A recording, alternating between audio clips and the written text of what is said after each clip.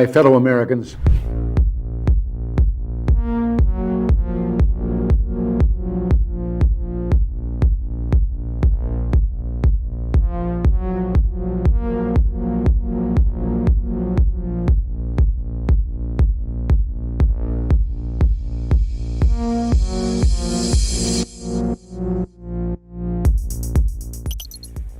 whatever our hopes may be for the future, for reducing this threat or living with it, there is no escaping either the gravity or the totality of its challenge to our survival and to our security. A challenge that confronts us in unaccustomed ways in every sphere of human activity. This deadly challenge imposes upon our society two requirements of direct concern, both to the press and to the President. Two requirements that may seem almost contradictory in tone, but which must be reconciled and fulfilled if we are to meet this national peril. I refer first to the need for far greater public information, and second, to the need for far greater official secrecy.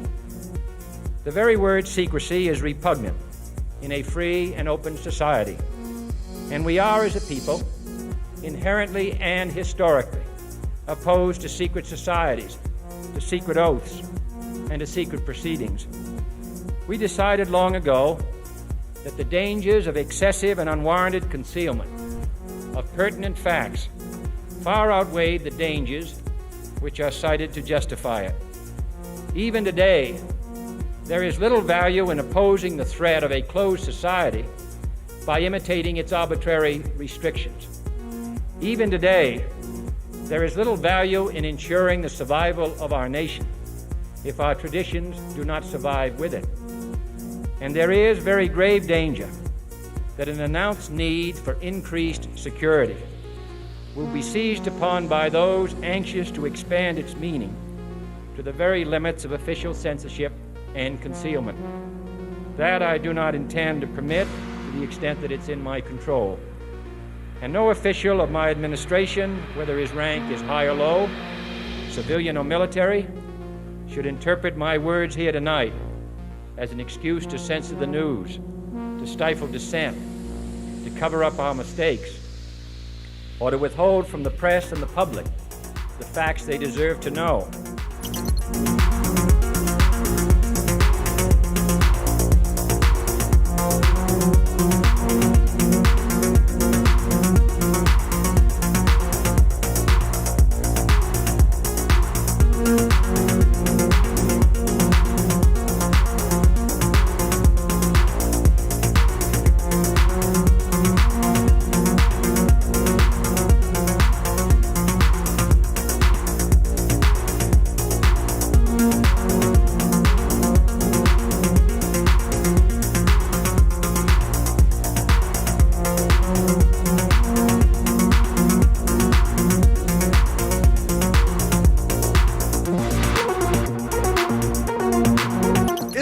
A functioning democracy? Well, let's have a look at it. It costs $2 billion to become president. They have 25% of the total prisoners in the world. They spend over $800 billion a year on arms, which is more than most of the world put together. They've been at war for 250 years since their state was formed 275 years ago. But they can't afford universal health care. They can't afford the 1.7 trillion debt forgiveness for students. They can't afford a program for the 17 million children that go to bed hungry. Is this a functioning democracy? What's your idea of a democracy?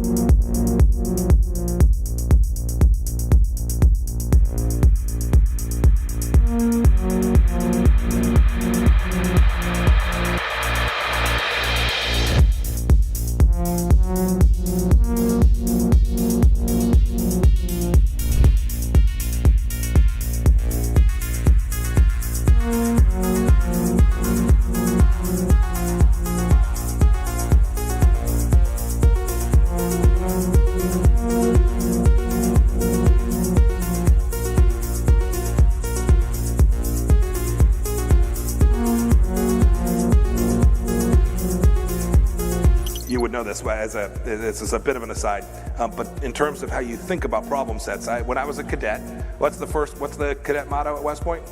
You will not lie, cheat, or steal, or tolerate those who do. I was the CIA director. We lied, we cheated, we stole. It was like we had entire training courses.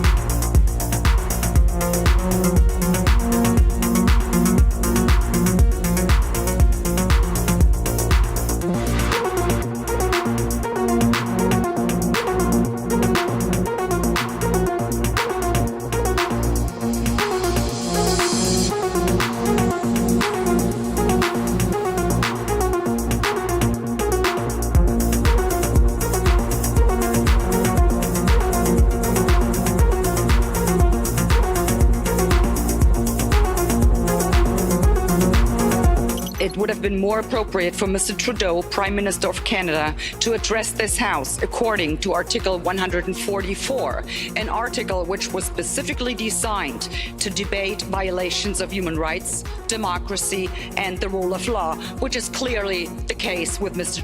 Trudeau.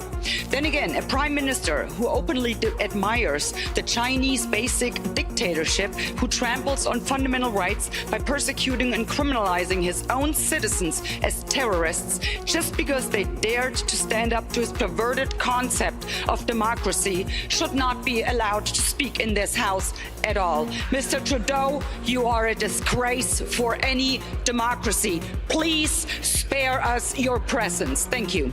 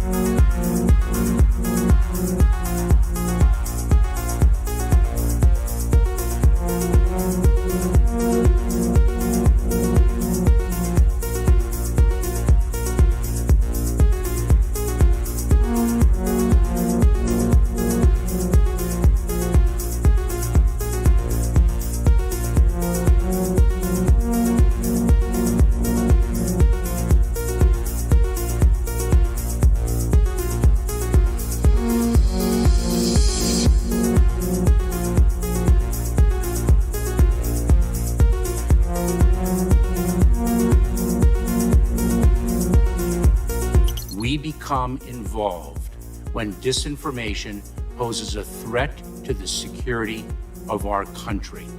It is when there's a connectivity to a threat to our country. It could be a threat, a connectivity to violence. And what this working group does, is precisely what I would think you would want it to do, which is to take a look at the work, the disinformation work that our department has done and ask the following questions. Do we have policies? Do we have guardrails? Do we have standards? But here's the problem. We can't even agree. We can't even agree what disinformation is. You can't even agree that it was disinformation, that the Russians fed information to the Steele dossier. If you can't agree to that, how are we ever going to come to an agreement on what is disinformation so you can police it on social media? Senator, I have 2 points, if I may finish. Number one, that what this office, what this working group does, because it's not an office, what this working group does is ensure that there are guardrails, definitions, standards to make sure that the free speech rights, the civil rights, civil liberties, and privacy rights of individuals. So do you think COVID disinformation threatens our national security? And number two, if I may, Senator, and number two, is it your proposition that when the cartels spread disinformation with respect to our immigration policies to try to lure vulnerable migrants to our border illegally? I think you've got no idea what disinformation is, and I don't think the government's capable of it. Do you know who the greatest propagator of disinformation in the history of the world is? The U.S. government. Are you familiar with McNamara, the Pentagon Papers? Are you familiar with George W. Bush and the weapons of mass destruction? Are you familiar with Iran-Contra? I mean, think of all the debates and disputes we've had over the last 50 years in our country. We work them out by debating them. We don't work them out by the government being the arbiter. I don't want you to guardrails. I want you to have nothing to do with speech.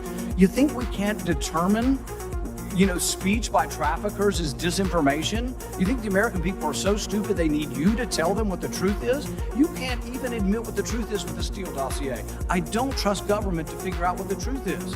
Government is largely disseminating disinformation.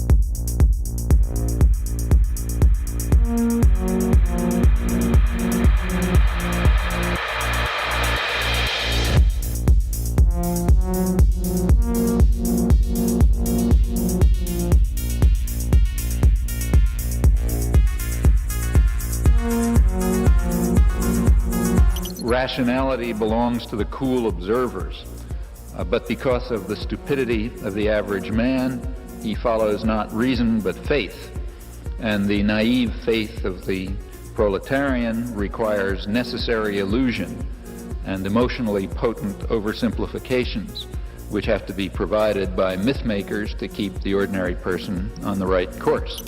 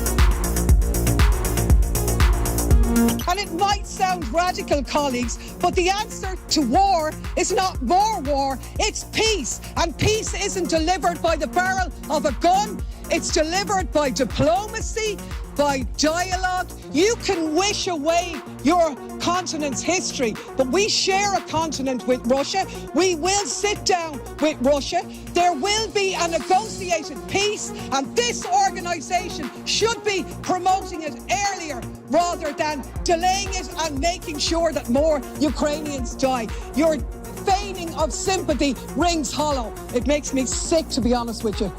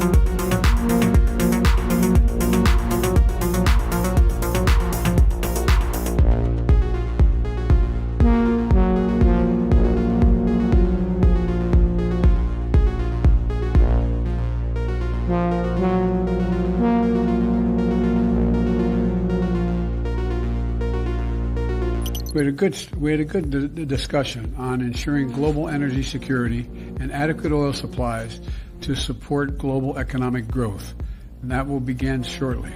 I'm doing all I can to increase the supply for the United States of America, which I expect to happen.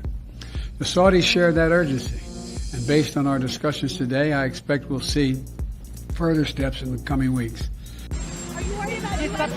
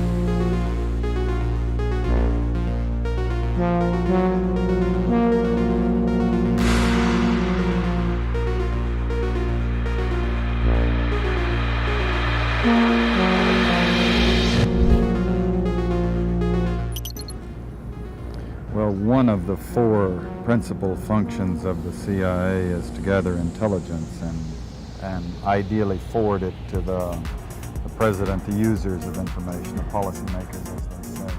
There are other functions, however, some of them more legitimate than others. One is to run secret wars, the covert action that's written and talked about so much, like what's happening in Nicaragua today from Honduras. Another thing is to disseminate propaganda to influence people's minds, and this is a major function of the CIA. And unfortunately, of course, it overlaps into the gathering of information. You have contact with a journalist, you will give him true stories, you'll get information from him, you'll also give him false stories. For example, in my war, the Angola war that I helped to manage, 1/3 of my staff was propaganda. Ironically, it's called covert action inside the CIA. Outside, that means the violent part. I had propagandists all over the world, principally in London, Kinshasa, and Zambia. We would take stories which we would write and put them in the Zambia Time, and then pull them out and send them to a journalist on our payroll in Europe. But his cover story, you see, would be that he'd gotten them from his stringer in Lusaka, who had gotten them from the Zambia Time. We had the complicity of the government of Zambia, Kenneth Kaunda, if you will, to put these false stories into his newspapers. But after that point, the journalists, Reuters and AFP, the management was not witting of it. Now, our contact man in Europe was, and we pumped just dozens of stories about Cuban atrocities, Cuban rapists. In one case, we had the Cuban rapists caught and tried by the Ovimbundu maidens who had been their victims, and then we ran photographs that made almost every newspaper in the country of the Cubans being executed by the Ovimbundu women who supposedly had been their victims. These were fake photos? Oh, absolutely. We didn't know of one single atrocity committed by the Cubans. It was pure, raw, false propaganda to create an illusion of communists, eating babies for breakfast and that sort. Totally false propaganda.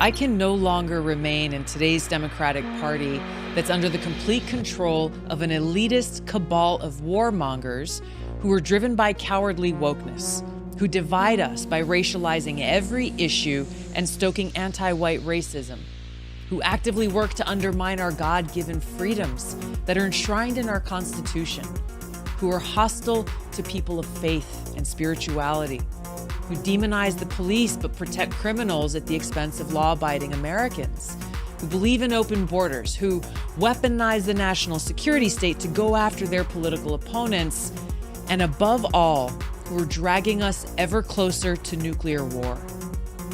Now, I believe in a government that's of the people, by the people, and for the people.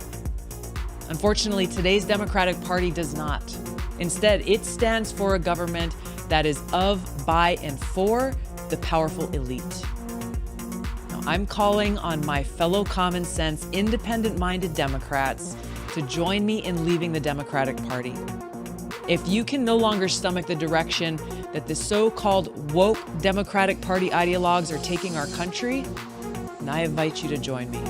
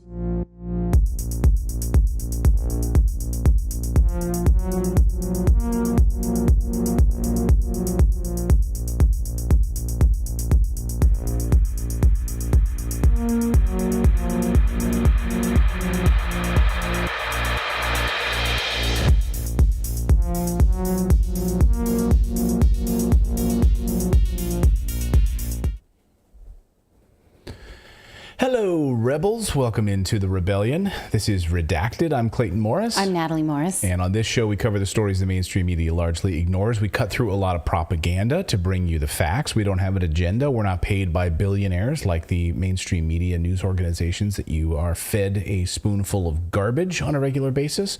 So on this show, we have a lot of news to get to on this. By the way, this is going to be our last live show of 2022. Yeah. Can you believe that? Our last live show of 2022. Yeah, it's hard to believe. Although I did see a comment in the chat yesterday when I was stumbling around a sentence, like, she needs some rest. And you know what? I effing do. We all do. I was talking to a journalist friend of mine today, and he was like, he's sick. He's got a little one. He's like, I didn't get any sleep last night. He's like, I'm just beat. I'm exhausted. I'm like, everyone is right now. This is one of my pet peeves when you watch the news and they tell you how tired they are and how hard, especially when you see like a movie star talking about how hard their lives are. I hate to see that shit. So I don't mean to do it to you. I just want to commiserate with you. If you have kids at home and you're trying to accomplish anything professionally, like, I got to give that up. Tomorrow it's over and then I'll just be there with the cookies. And I will smile. I'm a bah humbug today. So the news that will piss me off today will just set me a little bit more. Do your best to stay away from her. Even the kids tonight were like, why is mommy cranky? I don't know. But now I got to sit and do a whole show with her. This is what the holidays do to me, though. It's like all of this.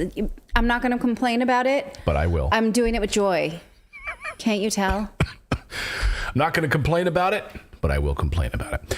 Welcome in. We are married, by the way, if you couldn't pick up on that. And Philip is here. David is stuck in some sort of snowstorm. We're seeing this like massive, crazy snowstorm that's happening, I guess, across the snow, ice, winter, whatever craziness. I'm right in the mouth of the right out of the Columbia River Gorge. So it's like when you leave the town I live in, you start, and so it's already a windy place. And so this morning it was like 20 degrees, which doesn't seem extreme, except here it typically doesn't get below 40. And so like hitting that, we lost like 20 degrees and the wind is blowing and it's supposed to start snowing soon. So yeah, it's already pretty bad in Seattle, I guess, from what David was saying. So we're just hunkering down. Well, be safe, everybody. Be safe. Okay, so we've got a big show for you. We worked hard on this show for you today to give you a huge send-off to your year. There's a lot of news to cover for you today, so I hope that I hope you enjoy it. I hope you will find it educational because there's a lot to get to that we spent time on putting together for you today, including what happened yesterday. We're going to dive into the money that's now being exchanged. Vladimir Zelensky speaking to Congress, or as Nancy Pelosi called him today, Kerensky. So it's I spent time with President Kerensky, and she kept calling him Kerensky. Whatever. What's a few $1 billion among friends? You can't even spell or pronounce their last name. I think she'll write the check in the correct name, though. Yeah, I think so. She gave her final press conference today. So anyway, we're going to give you the details on that and just how bad it's getting, because Putin is now issuing a warning. And we are entering phase 2 of this war right now. Plus, we are going to tell you what the Washington Post has deduced about the Nord Stream pipeline. Despite bending over backwards to really try to blame it on Russia, they are unable. Yeah. Also, we've got a special guest today on the show on Haiti, because guess what?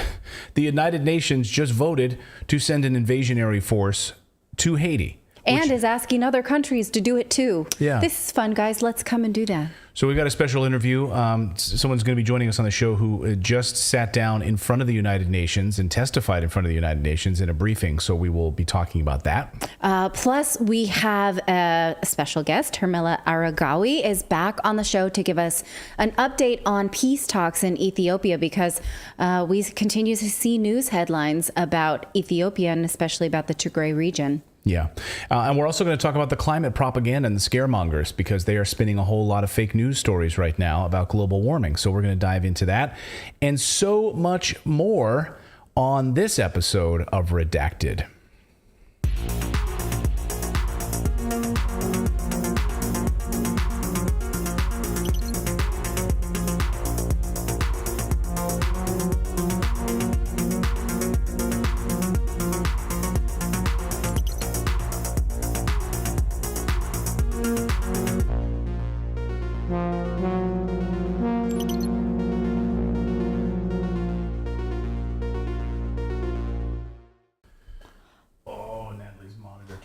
All right, one of my monitors went to sleep. Probably it saw my bad attitude and was like, I'm out of here. You stay. I'm going to be professional. Okay. I told you I'm a bah humbug, but I'm going to be professional. Are you ready? Here we go. Okay. Try to pull it together. I'm pulling it together. Try to pull it together. Okay. Hey, we got a newsletter, daily newsletter. We're going to be writing the newsletter tomorrow, so you'll receive it tomorrow. That's going to be our last day of doing the newsletter for the year, and then we'll start up again in January. So we're going to take a few weeks off. We're going to decompress. We're going to be doing some crazy stuff here in the studio, rebuilding things, making this show even better for the new year, doing a lot of blue sky thinking about what we want to do. But the newsletter will still be produced. So please go to Redacted.inc and sign up. Put in your email address. Again, it's totally free. And I get emails from all of you on a regular basis, so thank you for your kind emails.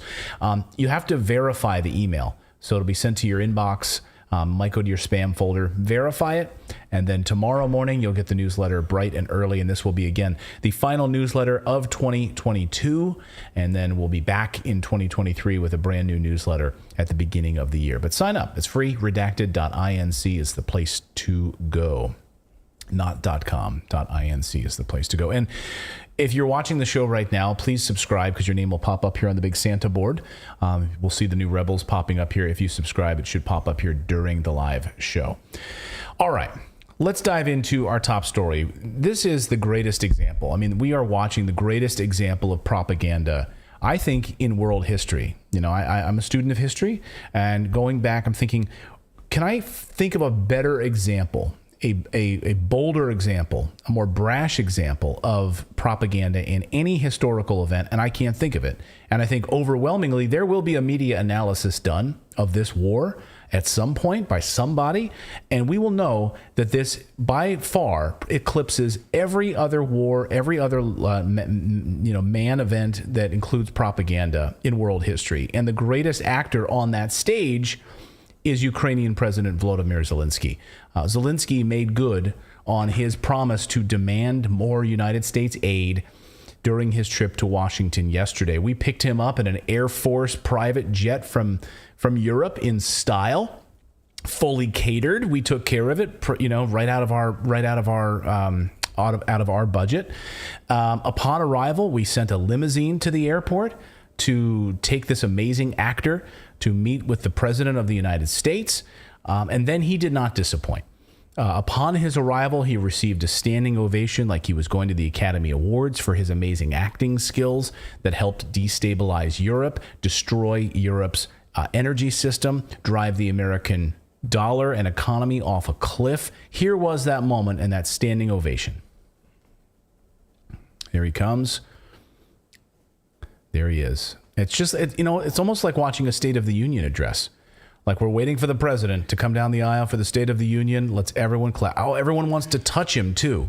Yes. Everyone wants to touch him. And who's that? Everyone wants to touch him and get their hands on him. I want to see the man in the green sweatshirt. It really is an amazing moment. I mean, and he did not disappoint, because then he turned an amazing performance where he admitted that Ukraine has beat Russia. Listen. And it gives me good reason to share with you our first joint victory. We defeated Russia in the battle for minds of the world.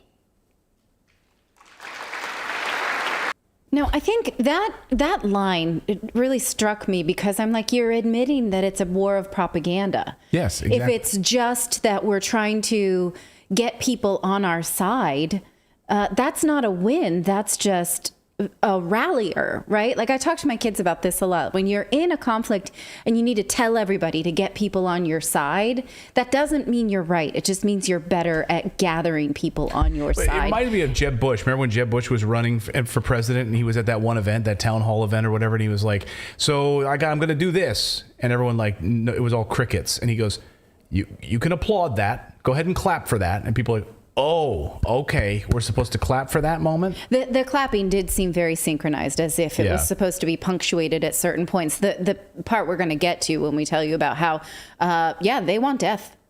Congress is applauding more death. That was a standing ovation. This, though, I thought, that's not it. I feel like in this day and age, we should be proud when we see through propaganda. So to say we've been able to market this war better than Russia is essentially what he just said. And I was like, I can't believe he said it, but at least thanks for being honest. Yeah, we won the minds. We beat Russia in the mind game. Like, we didn't actually beat Russia. We're being destroyed by Russia, but we beat Russia in the mind game. But actually, in the popularity contest. So this is the part that, I mean, it totally pissed me off. Like, it really pissed me off. I about threw my Paul Pelosi hammer at my computer this afternoon when I saw that, because what he just said is a bald-faced lie. Anyone with more than 3 brain cells knows that. A new study recently found that most of the world believes it's Ukraine and NATO's fault for this war. Most of the world. Perhaps in the United States, you have a lot of ignorant people that watch CNN who believe that Russia is to blame for what happened. Again, the propaganda war. So it's working. It's worked in parts of Europe, but most of the rest of the world absolutely knows what actually unfolded here. So how did we get here in the first place? Just a little context. The CIA-driven effort to build an insurgency in Ukraine began as far back as 2014 and 2015, training neo-Nazi groups as a militia against the Russian people, the Russian population. And it also had broad domestic implications for the United States at the time. Of course, we were able then, because of this puppet regime that we put in place, we were able to put in 46 different bioweapons labs in Ukraine. We were able to buy up large swaths of land, put in all sorts of manufacturing. George Soros funded all sorts. I mean, the list is endless how this helped the United States with our puppet regime in Ukraine. So, but viewers of Redacted know all of this. They know all too well that in 2014 and 2015, NATO and the United States, led by the CIA, installed a puppet government in Ukraine. They then trained neo-Nazi groups as a militia to carry out attacks in eastern Ukraine. They then spent 8 years carrying out a genocide against the people of eastern Ukraine. These are not just ethnic Russians. That's a misnomer. These are also Ukrainians who wanted to live a peaceful life in their home, on their farmland, in their towns, in the Donbass. and the people in Crimea as well, who felt that they were Russians until the reestablishment of the Ukrainian government came and stamped their passports and changed their passports when they didn't really want that. No, they didn't. That's and a good so point. for feeling that way, that they were and wanted to continue to be Russians, they were tortured. And so you Zelensky, at the direction of NATO, NATO leaders destroyed their way of life. Without a doubt. Destroyed their way of life. And if you want to spend 5 minutes researching it, you can. You'll have to dig for it on Google because it's suppressed. But it's there. You can read all about the genocide if you want to. Or you can continue to be like a CNN ignorant crowd, but not this audience. It is fastly disappearing from you from your Google searches, though. Those are the types of things that now I have kept PDFs and put them in certain places. Yeah, you can't find it. In duplicate places because you don't know what storage, type things that I'm using. Yeah, this is the kind of thing that the West wants you to forget. Oh, I have a whole archive. That's the thing. Anytime I come across something I need to save it because I know it'll be disappeared. Like that's what happens with this stuff. You want to find this information? Gone. We have a whole archive now that we have to keep for this show because it gets suppressed and blocked. So anyway, you, sir, Mr. Zelensky, were responsible for destroying the people's lives in this eastern part of Ukraine. You, sir, are a war criminal standing inside of the United States Congress. Yes, but our last few presidents have all been war criminals too. So that's the spot where they stand. That's the spot. They're in good company. Right? We have Obama as a war criminal. Bush is a war criminal. We have these guys, you have Zelensky as a war criminal, standing in the halls of the United States Congress, asking American people for more money to carry out a war against innocent people. Actually, Trump did not wage new wars. So no, he's the only one to not start a new war. Yeah, as whatever you think of him, when I think of it, I was like, well, no, Trump is not like Obama. He did not go off and kill more people. Yeah, I mean, there were plenty of things that, we can talk about drone strikes. Let's not get in there. Anyway, we don't need to get down that rabbit hole. But here's a war criminal standing inside of the United States halls of Congress and demanding more money. This speech was aimed purely, directly at ignorant people, the fools that would applaud this kind of bullshit. That's what this speech was for. And yesterday we heard from Moscow. We heard from Russia. Once again, that Russia is ready for peace talks. I think they've said this now every day for the past 3 weeks. We are open for peace talks. We're ready to sit down. Way more than that. For months. We've reported on it at least once a month. Yeah, this was part of their press conference yesterday. So, okay, will we hear about peace at all in this speech? Oh, yes. Peace talks? Let's listen and find out if we do. Let's listen. Here is Zelensky talking about, well, take a listen. Are similar to the other tyranny, which is in the battle of the Bulge. Through everything it had against the free world, just like the brave American soldiers which held their lines and fought back Hitler's forces during the Christmas of 1944. Brave Ukrainian soldiers are doing the same to Putin's forces this Christmas. So you're going to bring up a battle of the Bulge. Ukraine holds its lines and will never surrender. So here you go. Up until this point, they haven't been out of their seats, but never surrender? Yes. You have to. This means we want your people to go to the death against Russia. That's what they're applauding for. Never surrender. No, that's the opposite of peace. So no peace talks then. So imagine that when you want more Ukrainians, that's what you want. You want more Ukrainians to die needlessly. That's what's going to happen. Because if the estimates are that there are somehow 200,000 forces left, which I think that's even being incredibly generous. And if anything, they're young children, like they're not even of fighting age, and literally being thrown to slaughter right now. But don't worry, because he says they are very skilled. In this next clip we're going to show you, he says, we don't ask American soldiers to fight alongside us. You send us the gear, we will operate at your side. As if it's like a blender. Like, I don't exactly know how to use this, but I'll figure it out because it's like a pretty microwave. self-explanatory. Well, we had Colonel McGregor on the show recently, and Scott Ritter just recently talking about these weapon systems, particularly the Patriot missiles. You need a whole, like, you train for a long time to use these things. You do not just get thrown into this for a week. No, he says they can handle it, so send it over. Listen to this.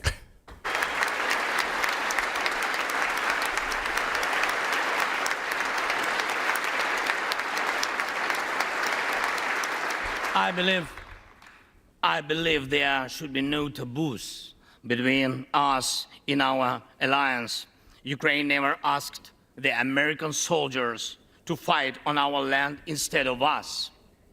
I assure you that Ukrainian soldiers can perfectly operate American tanks and planes themselves. Oh, yeah. Okay. You know what? I want to play that Dumb and Dumber clip. Like, don't worry about it, Harry. I got it taken care of. With like a little zoom. Like, you can't figure it. This is not a DIY. You can't figure that out. Financial assistance is also critically important, and I would like to thank you. Thank you very much. Thank you for both financial packages you have already provided us with and the ones you may be willing to decide on. Your money is not charity.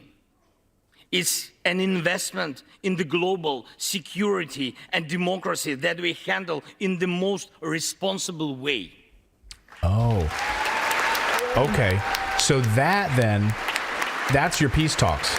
It's about security. Oh, no, he brings up peace in a very different way. What he's saying here is that this is an investment in democracy, meaning you are preventing one type of world order from taking hold. And Ukraine is, of course, the epitome of democracy, right? So what you're doing when you look at Ukraine, not a corrupt government at all, really one of like the shining examples of democracy, where if you have people that speak out against tyranny, state-run media being taken over by the Zelensky government, like they'll duct tape you to telephone poles in the freezing cold, like that is democracy in action, and so we should all support that. Philip found a story recently. Philip, where was that reporter from? She was from the Netherlands, who was ousted from Ukraine. Yeah. She was in Ukraine, covering. Yeah. She had a press pass, and she was ousted from Ukraine because she was being too neutral.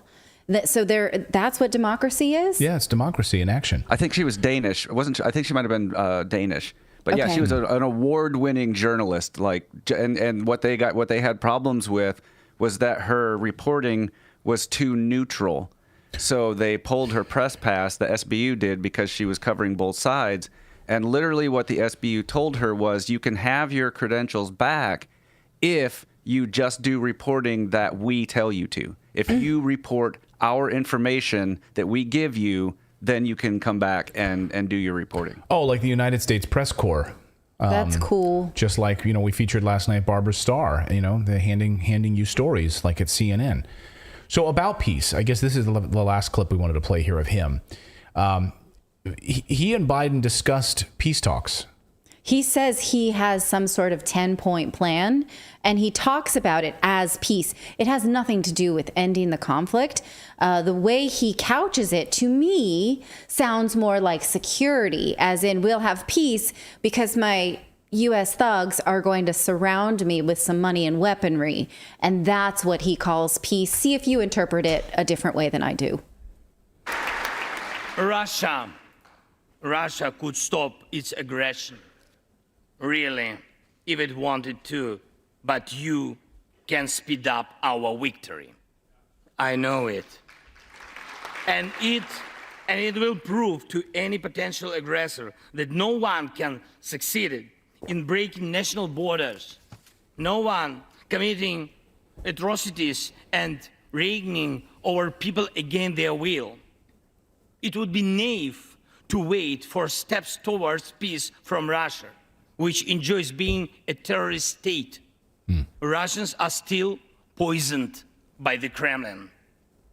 The restoration of international legal order is our joint task. We need peace.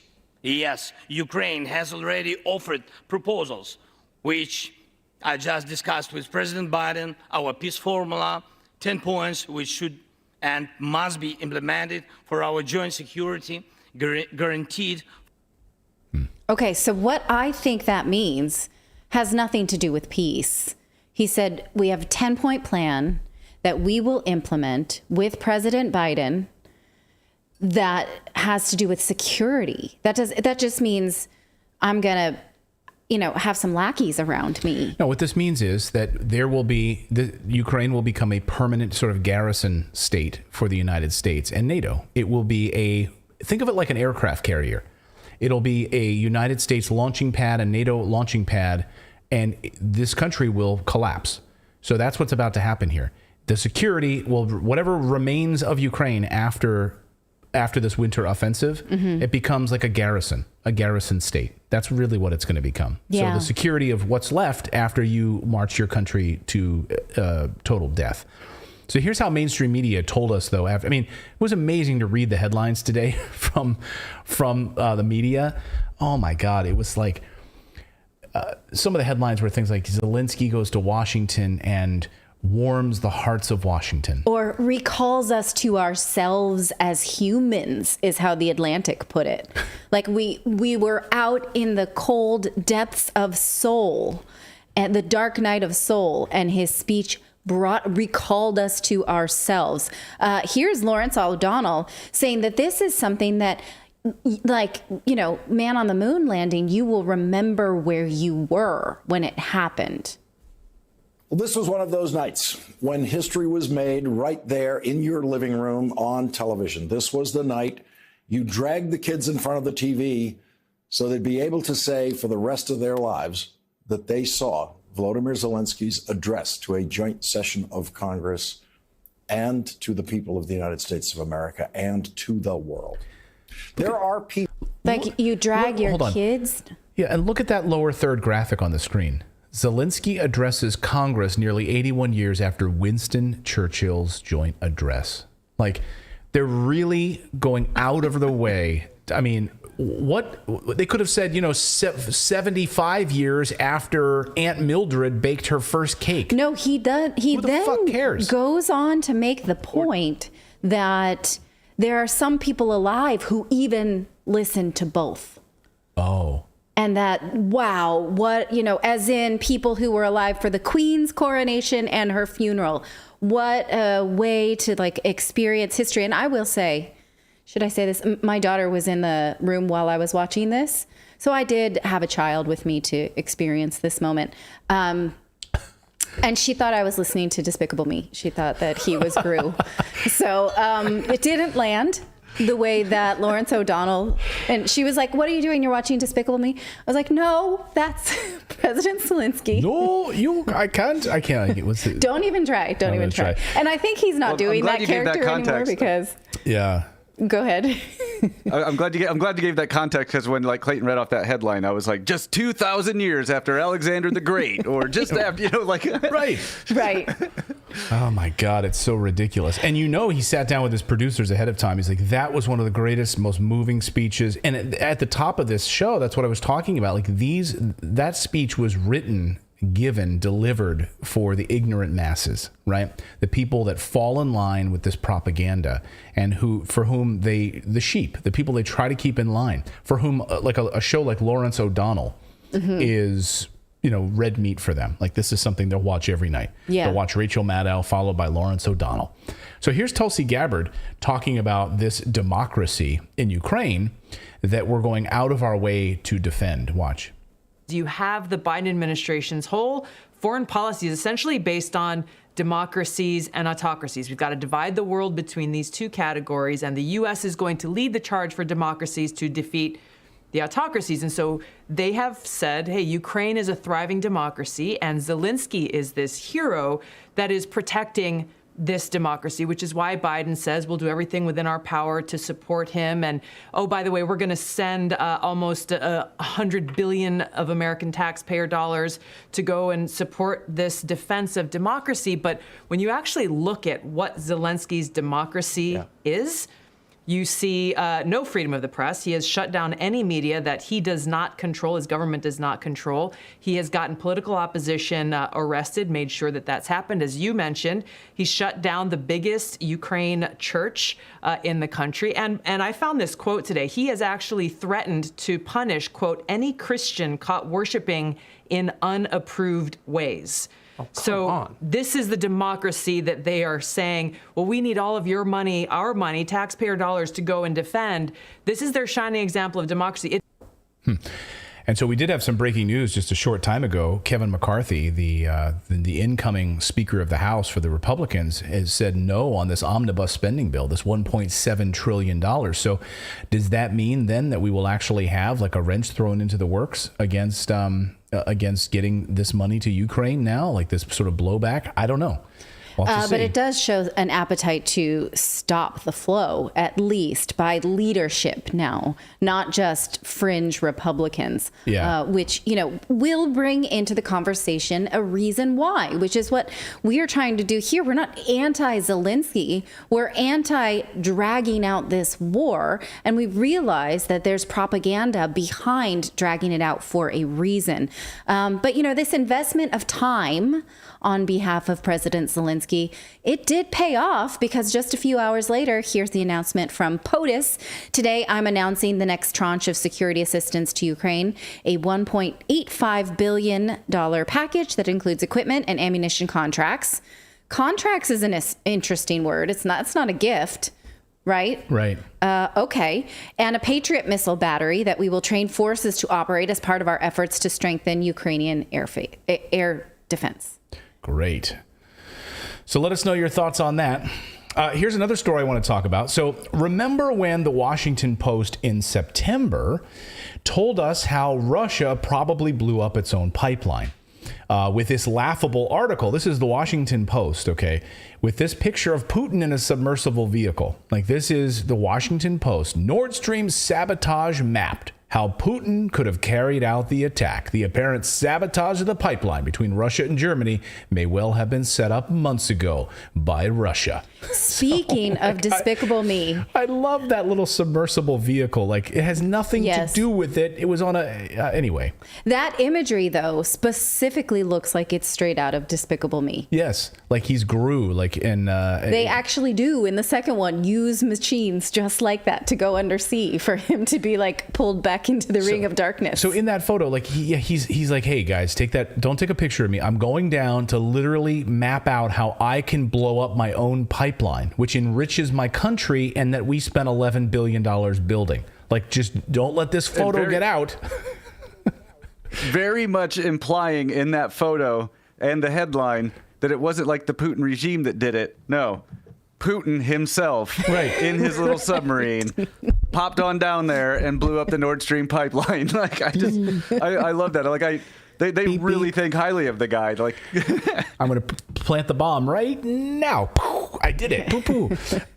So yes, the Washington Post is a joke. It's owned by billionaire Jeff Bezos. Last week, they had to lay off a large number of employees because their subscriber numbers have plummeted by tens of thousands. I think they've lost upwards of 500,000 subscribers.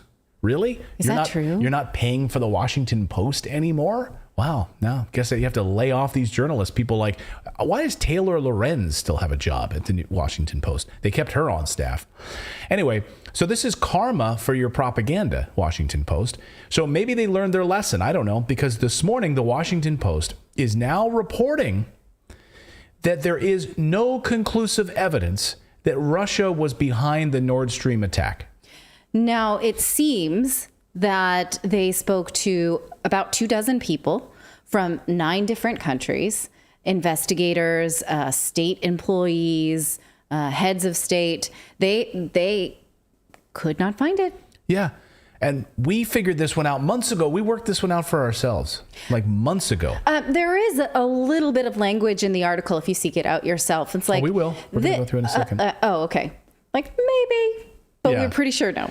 So why would Russia attack its own pipeline that it spent billions of dollars to build and then bring them major profits from delivering oil and gas? So let's actually go through this here. I'm going to pull this up. So here we go. This is no conclusive evidence Russia is behind Nord Stream attack. All right, so after explosions in late September severely damaged undersea pipelines built to carry natural gas from Russia to Europe, world leaders quickly blamed Moscow for a brazen and dangerous act of sabotage. So they couch it around that.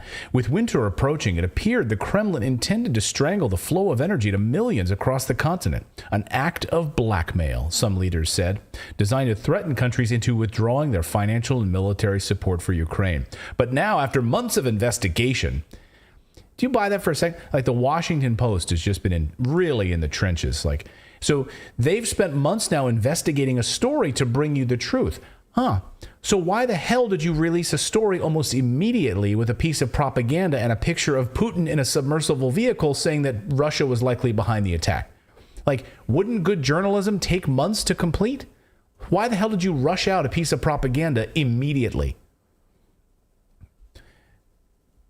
Anyway, there's no evidence at this point that Russia was behind the sabotage, they say, said one European official, echoing the assessment of 23 other people in 9 countries that the Washington Post has interviewed in recent weeks. Some went so far as to say that they didn't think Russia was responsible. Others, who still consider Russia a prime suspect, said positively attributing the attack to any country may be impossible. Impossible, you say? Really? Forensics on an investigation like this are going to be exceedingly difficult, said a senior U.S. State Department official. I'm glad you quoted a senior U.S. State Department official. Why would it be that difficult? It's actually, these pipes are in relatively shallow water in this area, actually. Not that difficult.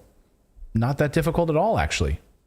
The United States routinely intercepts communications of Russian officials and military forces, they say, a clandestine intelligence officer effort that helped accurately forecast Moscow's February invasion of Ukraine. But so far, analysts have not heard or read statements from Russia taking credit for their involvement. Oh. I mean, that's like... That doesn't seem very precise way to investigate things. That's like putting on polyjuice potion and trying to, or taking the polyjuice potion, like dressing up as someone else's ally and saying, do you want to tell me something?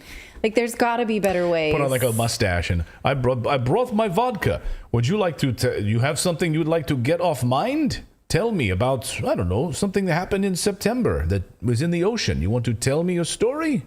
Let's drink and I'll report it back. So attributing the attack from the start has been, they say challenging from the start. And then they go on to say in this piece, given the relatively shallow depth of the damaged pipelines, approximately 80 yards at the site of one explosion, a number of different actors could theoretically have pulled off the attack, possibly with the use of a submersible drone or with the aid of surface ships, officials said. Yeah, do you know that Russia has come out multiple times and said, we have the footage. Here's the video.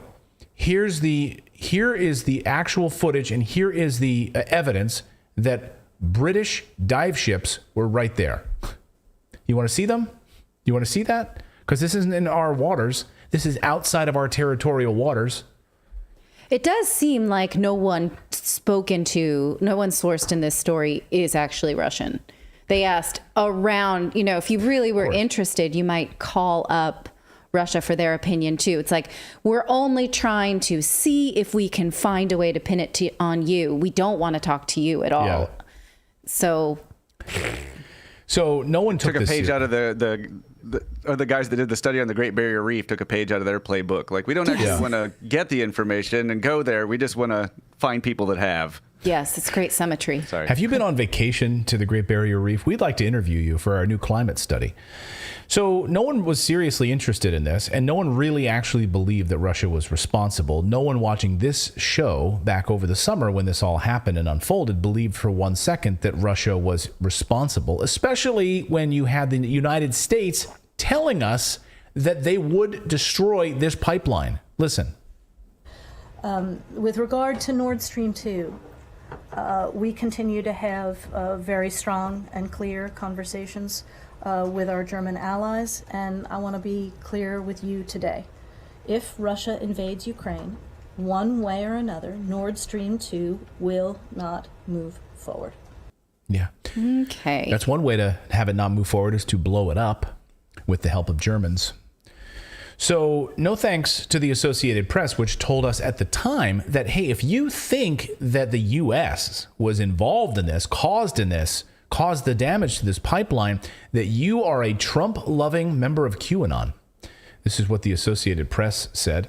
The suggestion that the United States caused the damage was circulating on online forums popular with American conservatives and followers of Q, and a conspiracy theory movement which asserts that Trump is fighting a battle against child trafficking sect that controls world events.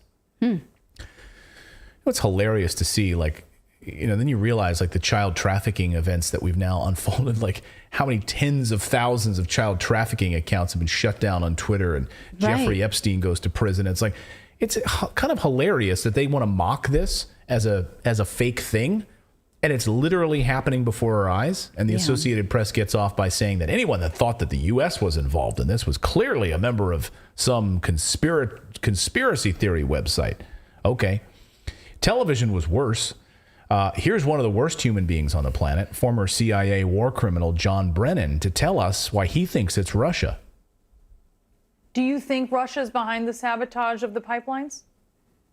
Well, I think all the signs point to some type of sabotage. These pipelines are only in about 200 feet or so of water, and Russia does have an undersea capability that would easily lay explosive devices by those pipelines. And I do think it's a signal to Europe that Russia can reach beyond Ukraine's borders.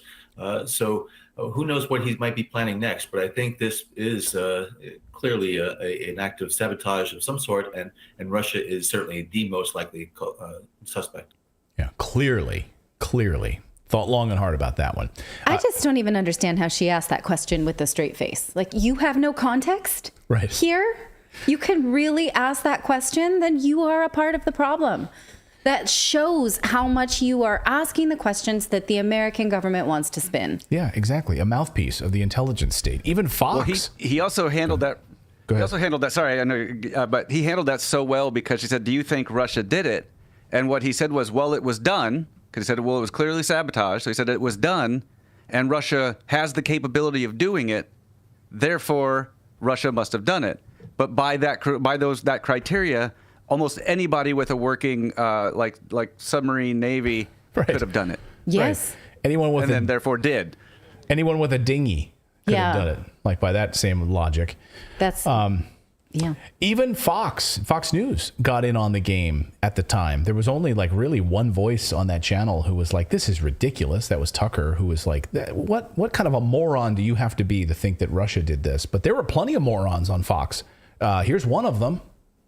Why Russia is most likely behind this. I'm 99% certain of it. Yeah. The pipeline was clearly sabotaged. Explosive material was found at the explosion location, and German officials say that they believe the responsible party is, quote, state actors. From which state, though, we don't know.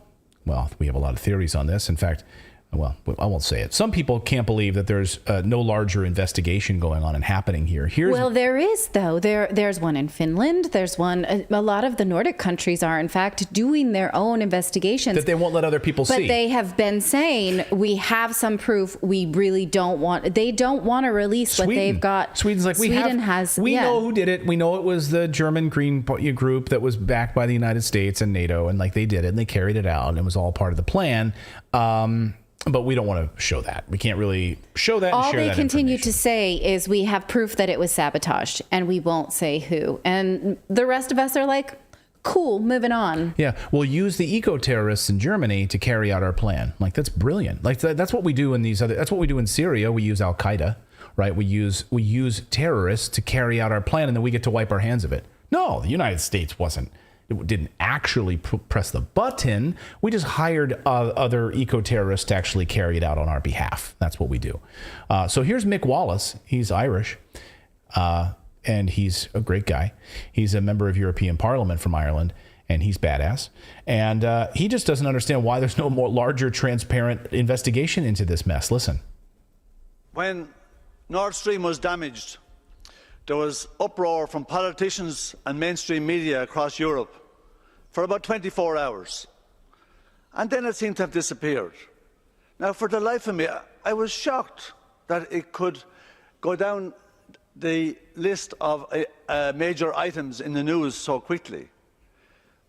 Initially, of course, the Russians were blamed, but common sense kind of prevailed, and they kind of thought, well, if the Russians don't want any gas going through the pipelines, they can actually turn the tap off on their end.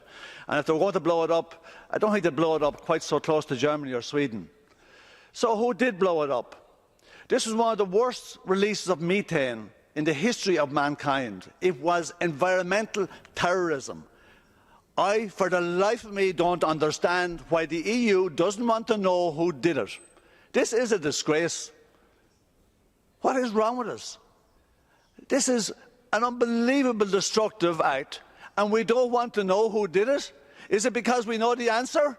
Or is it because it's the wrong answer? Mm-hmm. Because it's the wrong answer, Mick. You nailed it. He's based. Absolutely based. He and Claire, by the way, I mean, they're, we need more people like him. Then, don't make fun of his hair. You know what? I don't care. That guy can come over to my house any day of the week. I like that hair. I wouldn't make fun of it. But we have to, be equal opportunists. If you're going to wear a T-shirt to Parliament, it's cool, right? Zelensky can do it. If Mick goes to speak in front of in Congress, I hope he puts on a suit. And if he doesn't, then he doesn't. He doesn't. Let us know your thoughts on this. Do you still think Russia was behind this? Washington Post now coming out. Maybe you'll go and subscribe to the Washington Post.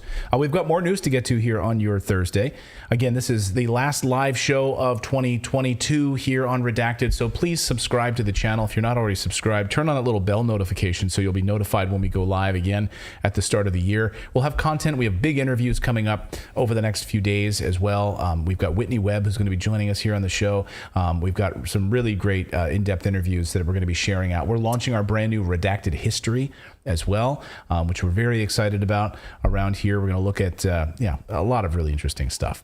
So please subscribe to the channel. We're going to be talking about this Haiti invasion next because the United Nations just voted on that. So now we're going to be sending troops into Haiti officially. Way to go, United Nations. We're also going to be looking at the latest in Ethiopia and all of this climate propaganda you might have been seeing in the news over the past few days. But first, we want to tell you about our friends over at Ghost Bed. There's nothing better than a great night of sleep, and sleeping on a mattress that's designed for your particular sleeping style can really help. That's why we're excited to partner up with Ghost Bed. Ghost Bed is a family-owned business that's been designing mattresses and other sleep products for more than 2 decades. They know that sleep is personal and mattress shopping can be overwhelming. Ghost Bed takes the guesswork out of the equation with their online mattress quiz. You just answer a few questions about your lifestyle and sleeping style, and they'll recommend the right Ghost Bed mattress for you.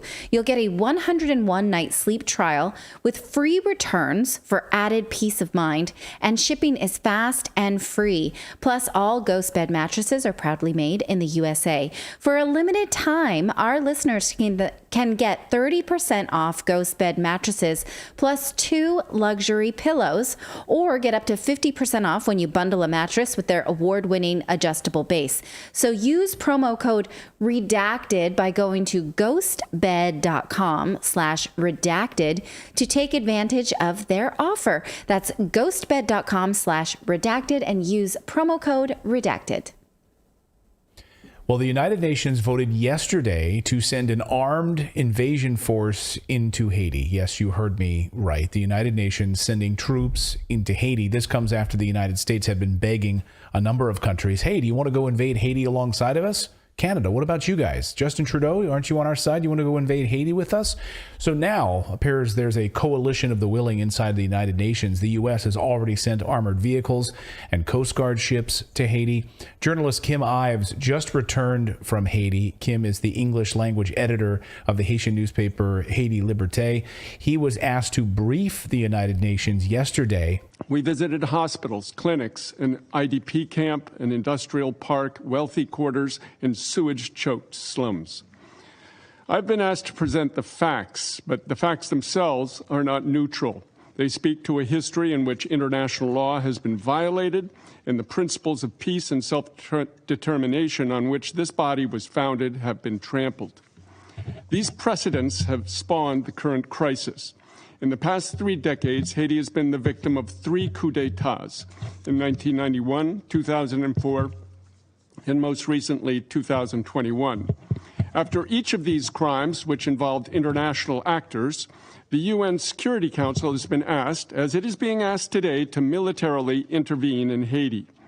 The Council agreed to do so in the first 2 cases, thereby essentially cementing in place an unjust and illegal status quo.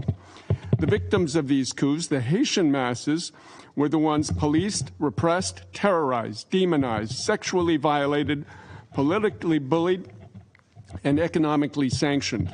That is why the 16 million Haitian people, 12 million living in Haiti and some 4 million living abroad, are patently and almost universally opposed to any more UN interventions. Kim, welcome to Redacted. Why did the United Nations ask to speak with you yesterday, and what did you manage to tell them?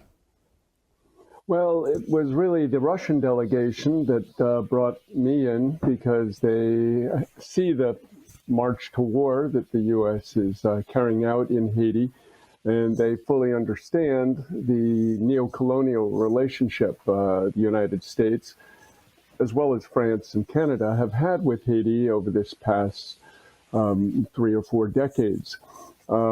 It's they use the term multi-dimensional crisis. This is the term they keep referring to, which really is Diplo speak for revolutionary situation in the country, because the people cannot survive anymore in their conditions. And of course, the other term you hear is it has to be Haitian-led, which is, again, another Diplo speak for US-led, Canadian-led, French-led, but they're trying to lead from behind and put these civil society people in front as some sort of a facade, a portrait, they would say in Creole. But these people are looking for the benediction, for the approval, for the nod from Washington, from Ottawa, from Paris. And why are they doing that? Well, because that's where all the money is. And why is all the money there? Well, these are the countries which have basically raped the country for the past 200 years. I mean, this was the pearl of the Antilles. As Eduardo Galeano said, their very wealth was what created their poverty. And so the French basically put an independence debt. People may have read about that in the New York Times. Over the course of 100 years, and amounted to about $21 billion.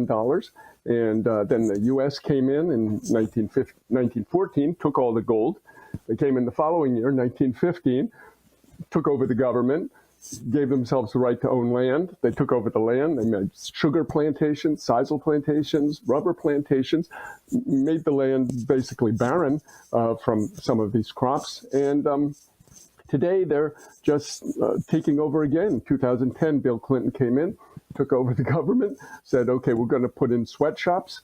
And now the sweatshops are being put on, again, on the arable land that Haiti has, in Caracol, for example, and so they can't grow their own food. So yes, of course, the situation in Haiti is terrible for the people because they've been crushed. And so, anyway, I didn't go into all of that at the Security Council yesterday, but I told them your focus on gangs, on saying that these are gangs.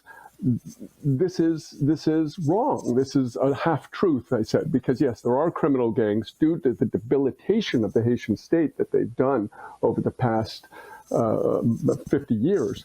But there is an emergence in the Haitian shantytowns of self-defense committees, and that's what Jimmy Cherizier and the G9 are.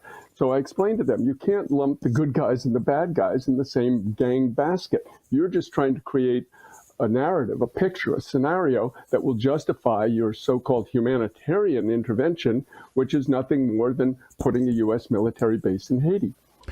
Yeah, it seems like they're trying to frame this narrative, trying to create this false story in order to justify putting a military base there and move forces in. In fact, Pamela White, who, of course, is the U.S. ambassador to Haiti, she just recently penned a piece in the Washington Post. She wrote an opinion piece in which she basically demands that media outlets like CNN and other media outlets who do the bidding of the United Nations and, of course, of the Pentagon.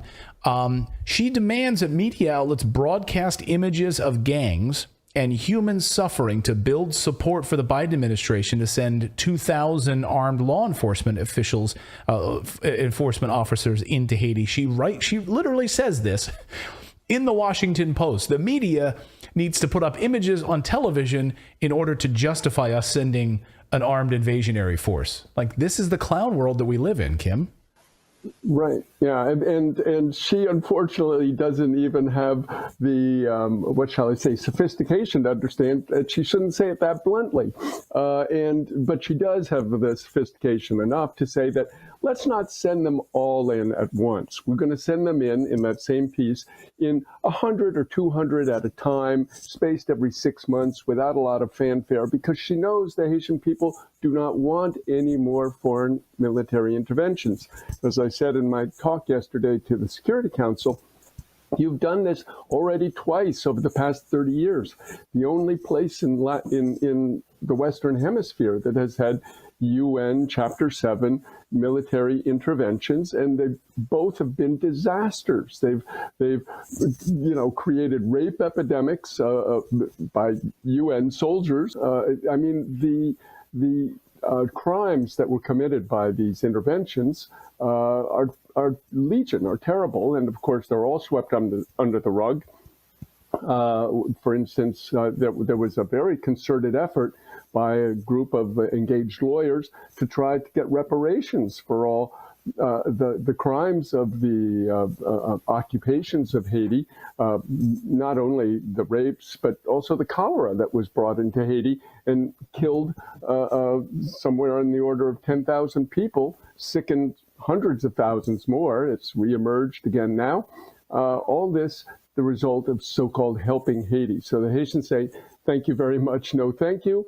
As I said, the 16 million Haitians, 12 million in Haiti and 4 million abroad, they don't want an intervention almost universally. The only part of Haiti that does is the tiny, tiny, tiny bourgeoisie, and they would like it very much. So their factories, their ports, their grocery stores are protected by U.S. troops. What is the end game for the United Nations here? It's to build a U.S. military base, help coordinate a U.S. military base, regime change. What is the ultimate goal, you think, the long run, the 5-year plan for Haiti from the United Nations?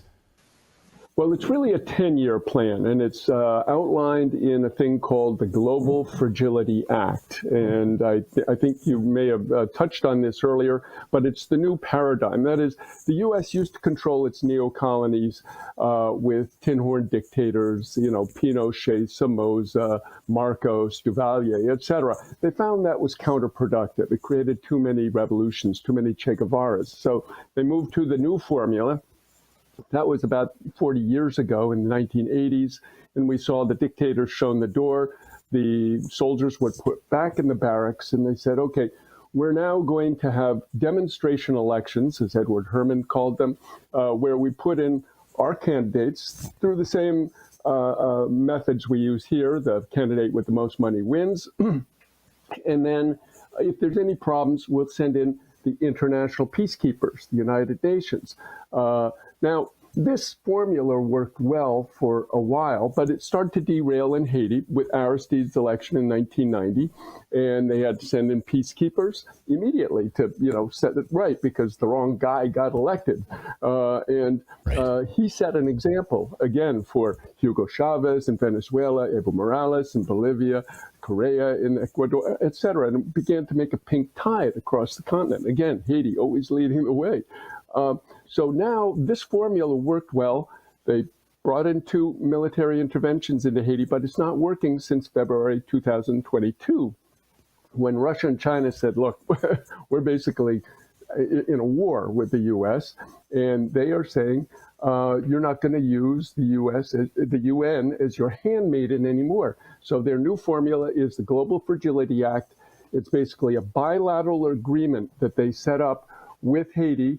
Haiti is the test case, the pilot, the guinea pig, the test tube, where they're going to use U.S. troops to come in with humanitarian aid. It's basically a collaboration, as they say explicitly in it, between USAID, a wing of the State Department, with the Pentagon. And so basically you have U.S. soldiers coming in with sacks of rice on their shoulders saying, gift of the American people. So they're trying to create this humanitarian catastrophe. This is the watchword, the buzzword that they keep repeating. Multidimensional crisis, Haitian-led, and humanitarian catastrophe. So their humanitarian catastrophe, again, is essentially a revolutionary situation, and the Haitian people are trying to solve it their way, but the international community, i.e. the U.S., France, and Canada, want to solve it their way. So I'll get you out of here on this question, Kim, which is, how many forces are we talking about here? Thousands? You were there just a few weeks ago with Dan Cohen. We highlighted here on the show the armored vehicles that were used, of course, to move through and break the fuel blockades. So American armored vehicles already there. But how many boots on the ground are we talking about? Have they already arrived? When is that plan for them to arrive and actually start this invasion, humanitarian invasion with rice on their shoulders?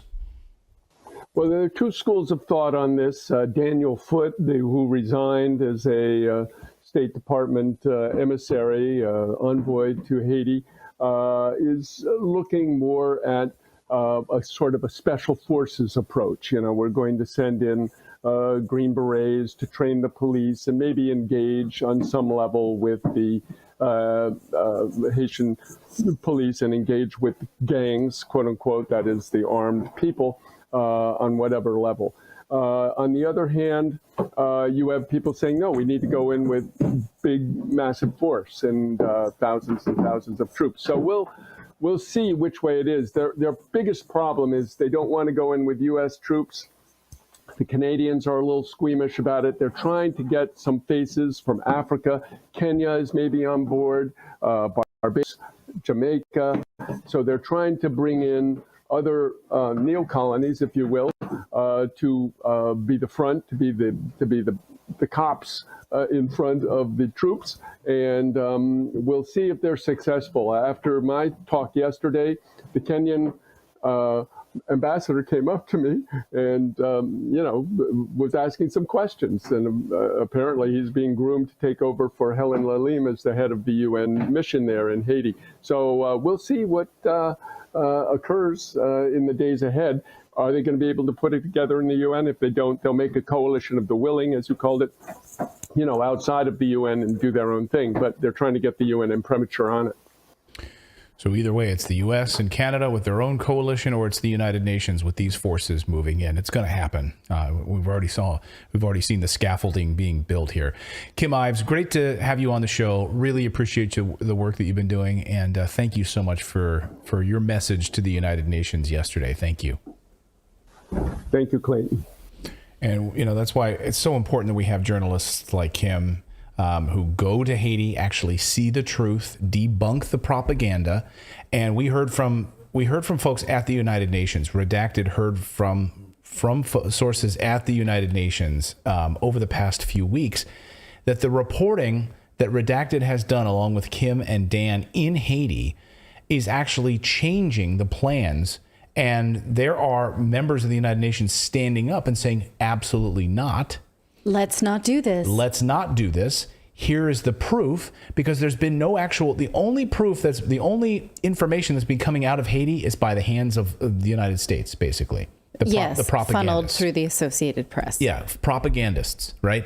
And so when you actually have actual journalists going and reporting the news, that's why independent journalism is so important. So, and that means the world to me, guys, that you guys subscribe to this channel, because we're able to bring on journalists like that, be able to commission and be able to send reporters to these regions to be able to bring the truth back. That's what we do, and that's our goal here. We're not funded by billionaires at all. So our thanks to you for subscribing to the channel. And I should mention, we do have a store. So we just launched, and right now everything is basically if you want to support what we do here as independent journalists, right now the store, everything is discounted. So we're selling everything right now at cost for Christmas. So we're not making any money on this right now. The prices are going to go up after the new year, but right now this is at cost. I think we make like a few pennies. So it's like on each sale. Like it's really, really small amount right now. So if you do want to grab something before Christmas, grab a Redacted mug or a hat or a hoodie. You'll get it at a steep discount. So again, we just launched the store, so it's sort of like a grand opening sale. We're literally just covering the printing costs right now. So if you want to check them out, that's my favorite hat, redactedstore.com. Go there, check it out, and you can get to support independent journalism. Again, the URL is redactedstore.com. Well, you may know that peace was reached in Ethiopia in an agreement that hasn't really gone quite so smoothly. You may recall at the time that we had independent journalist Hermela Aragawi on to discuss these talks, the peace talks, as well as the peace agreements back in November.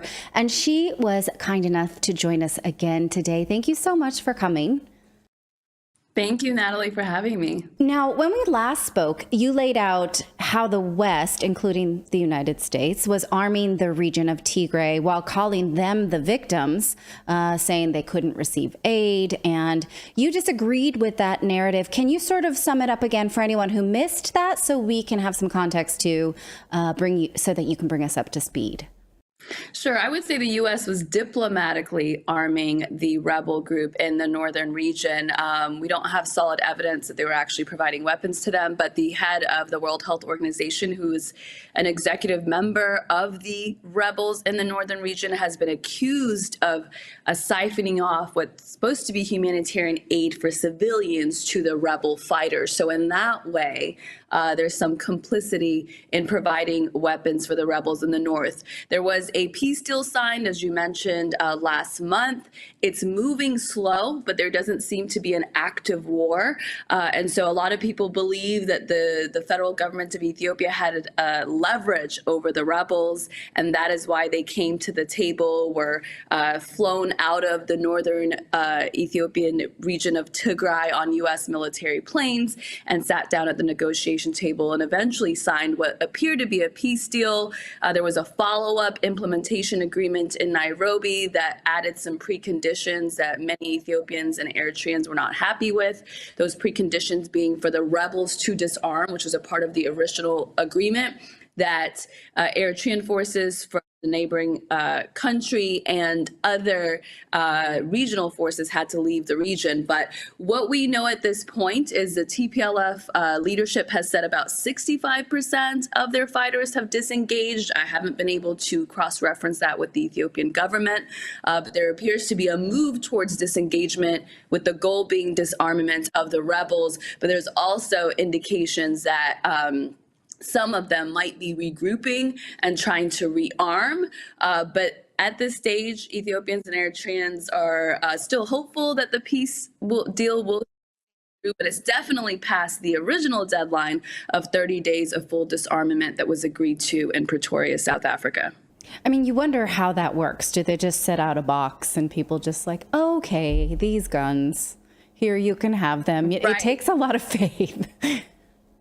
Right. To be honest with you, the initial 30-day agreement seemed way too ambitious because as is in some of the agreement, what they have to do is the leadership on the rebel side, which was a regime that was in power for 27 years. So these aren't just, a ragtag group in a sense. They have a lot of support or had a lot of support, and they lost a lot of their armament and their fighters, is they had to go back and basically re-educate them. They had been telling them for 2 years that the entire country of Ethiopia is trying to wipe your ethnicity out, and that's why you need to pick up your arms.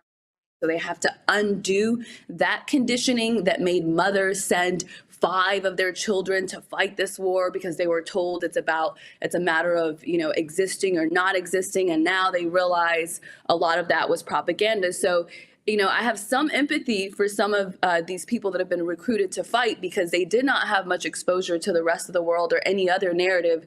And they were under the gun in a sense, many of them forcefully recruited. So first you have to give them a reason to disarm, which goes against everything rebel leadership in the North had been telling them years. So 30 days did seem quick, but definitely I think most of the region agrees that for the country, for Ethiopia to have peace, there has to be only one national defense forces, and you cannot have a competing armed group in the country. And so that is, I don't think Ethiopians or Eritreans will settle for anything less than that eventually. Yeah. Now, but the rhetoric around conflict there is still strong in the United States. In fact, recently, U.S. Congressman Brad Sherman asked the Secretary of State, Antony Blinken, to sanction Ethiopia Airlines because he's still not happy with the state of the peace treaty. And he says there's still not aid into the Tigray region. But you had said when we spoke months ago that, or weeks ago rather, that the aid was reaching the Tigray region just fine. Absolutely. So Congressman Brad Sherman, who just so happens to be the congressman to the district in California that I live in, has some sort of a stake in this that is still not explained. I mean, from journalist to journalist, I wish somebody would have the time and capacity to be able to really investigate it. Some people have said it's because there are, rebel sympathizers and supporters in the U.S. that contribute to his campaign. But when you look at what's publicly available, it just doesn't add up. It might be about $50,000 they're contributing from across the country. And that doesn't really explain why he's so committed to supporting the rebel leadership in the north. So what he's talking about, the reason for withholding a loan from the Ethiopian Airlines, which is a state-operated entity, one of the best operated entities in Ethiopia, one of the best airlines in Africa, and internationally competitive. What he's saying that they're wrong for doing is allegedly transporting arms during a time of war. There have been experts that said there is nothing illegal about that. It is as state airlines during a time of crisis, it has the capacity and the legality to be able to transport any arms. But Ethiopian Airlines has actually denied doing that. So it's really unclear. But even still, they didn't do anything illegal. So to punish the country, in a sense, something that is not really out of the ordinary doesn't make sense, and it essentially punishes the ordinary people. AGOA, which is a trade bill that Ethiopia has been removed from as a punishment for fighting these rebels in the country, is also costing thousands of jobs in the country. So these kind of moves actually hurt ordinary Ethiopians, and they don't have much ground to stand on in terms of why they're actually pushing these kind of sanctions bills against the country. Yeah, that's too bad. Sanctions that hurt people who are not responsible for this. I want to circle back to the head of the World Health Organization. Can you say his name? I'm sure you, Tedros. Sure, Tedros Adhanom. Okay, so last week he said he goes by. What does he go by? Dr. Tedros. You can call him Dr. Tedros. Okay. Last week he said that his uncle was killed by Eritrean troops in the region. What is this indicative of? Is there proof that this was from an Eritrean army or from Ethiopian troops from the Amhara region? Can you speak to that? Sure. He was asked by journalists to provide some sort of proof, name, the town in which this has happened. And he said, I can't do that because it's going to put the people in that area in danger. These kind of claims, I don't doubt. Obviously, there have been people killed in that region, and some of them are people's families that live outside of that region. But Dr. Tedros is known for using these vague, claims of atrocities in order to advance his political agenda, which, again, he is an executive member of this rebel group that has been fighting the country and the neighboring Eritrea for 2 years. So it's not a leap to say that what he's doing is in favor of those rebels as opposed to the people. So he says an uncle, I think he's previously said a cousin. People do this all the time in advocacy. They make these claims and then they give you reasons as to why they can't provide evidence. Now, the average person, it may make sense for them to say, oh, I don't want them to be threatened, or I don't want, people that threatened. But Dr. Tedros, the head of the World Health Organization, he's made claims that he can't send money back to his family as well. And these kind of accusations or claims are not believable when you're at that height of power. He can get money wherever he wants in that region. Now, the other issue is some of the rebels control parts of that region. So in the parts control, which is about 30%, maybe less, we're not sure what is happening. The Ethiopian government claims there are crimes being committed in the regions where it's not in control. Don't have evidence of that one way or the other. Although I will say in the capital region of Mekelle, which is the capital city where there's some services and telecom that's being reinstated, there's been a lot of looting and crimes. And the looting and crime, many of which happens to be local. It would have to be local because the federal government is not in control of that region yet, and the Eritrean forces. So those are the kind of, pieces that we can put together based on how much access is had. But the kind of claims that Dr. Tedros are making, I mean, you don't want to say nothing happened to your family member, but then as someone in his position, in order to make that sort of claim, really should provide some evidence. Right, especially if he is providing an accusation of a group and at a time when peace is precarious. Absolutely. It's such a sensitive time. We want there to be peace. We want all this 2 years of accusations, many of them baseless, to be behind us and the country to move forward. What there is evidence of, though, is Dr. Tedros actually orchestrating humanitarian aid to go to the rebels that were fighting their countrymen and their country. So, I mean, there's way more evidence for that than the claims that he's making. But we all want peace so that nobody is getting hurt in the context of this war, including anyone that's his family member. Right. Okay. Now, on the subject of accusations, can you speak to the Meta lawsuit now that was filed in Kenya by 2 Ethiopian researchers who say that Facebook's recommendation system amplified violent posts in Ethiopia, including several that preceded the murder of the father of one of the litigants. Can you comment on this at all? Right. I'm taking a look at the case a little bit, just, on the surface, looking at it accuses, Facebook of being responsible for 500,000 Ethiopians that were killed during the Tigray war. I mean, there are ways in which, Facebook and Twitter are complicit. It seems to me in this lawsuit, it's pointing the finger in the wrong direction because you could make the case that the fact that this Tigray genocide narrative ran amok for so long without evidence actually incites violence. So when you tell a people that there's a genocide against you, the human reaction will be violence, right? Yes. Because it's a matter of I exist or you exist if you believe that narrative. So in that way, I think Facebook and Twitter really failed. But to say that, by not silencing more Ethiopians and Eritreans, which were silenced on Twitter as part of the No More Global movement that was in response. Oh, yes. Yeah. Yeah, the Tigray genocide narrative that was, going on for a year. I mean, the problem is with these institutions, and I know folks that work at, both Facebook and Twitter, they are not, if you want to give them the benefit of the doubt, they're not culturally competent, right? So they don't have enough people in-house that can translate properly, that can give them context. If they did, they're likely to get it more right. And then a lot of the times what happens is they have people in-house that are kind of on the propaganda side of things, and they can make their case. And I know for a fact in terms of Twitter, there are people within that were incredibly biased on this war, but they were Ethiopians. Some of them were from the Tigray region, so their voices were amplified. Yeah. And so in some ways, maybe it's because they just, don't know how to do better. And then in other ways, it does seem like they're influenced by, some of the government talking points as well. Yeah, that's giving them that's generously giving them the benefit of the doubt, in my opinion, especially in light of all the Twitter files we've seen recently.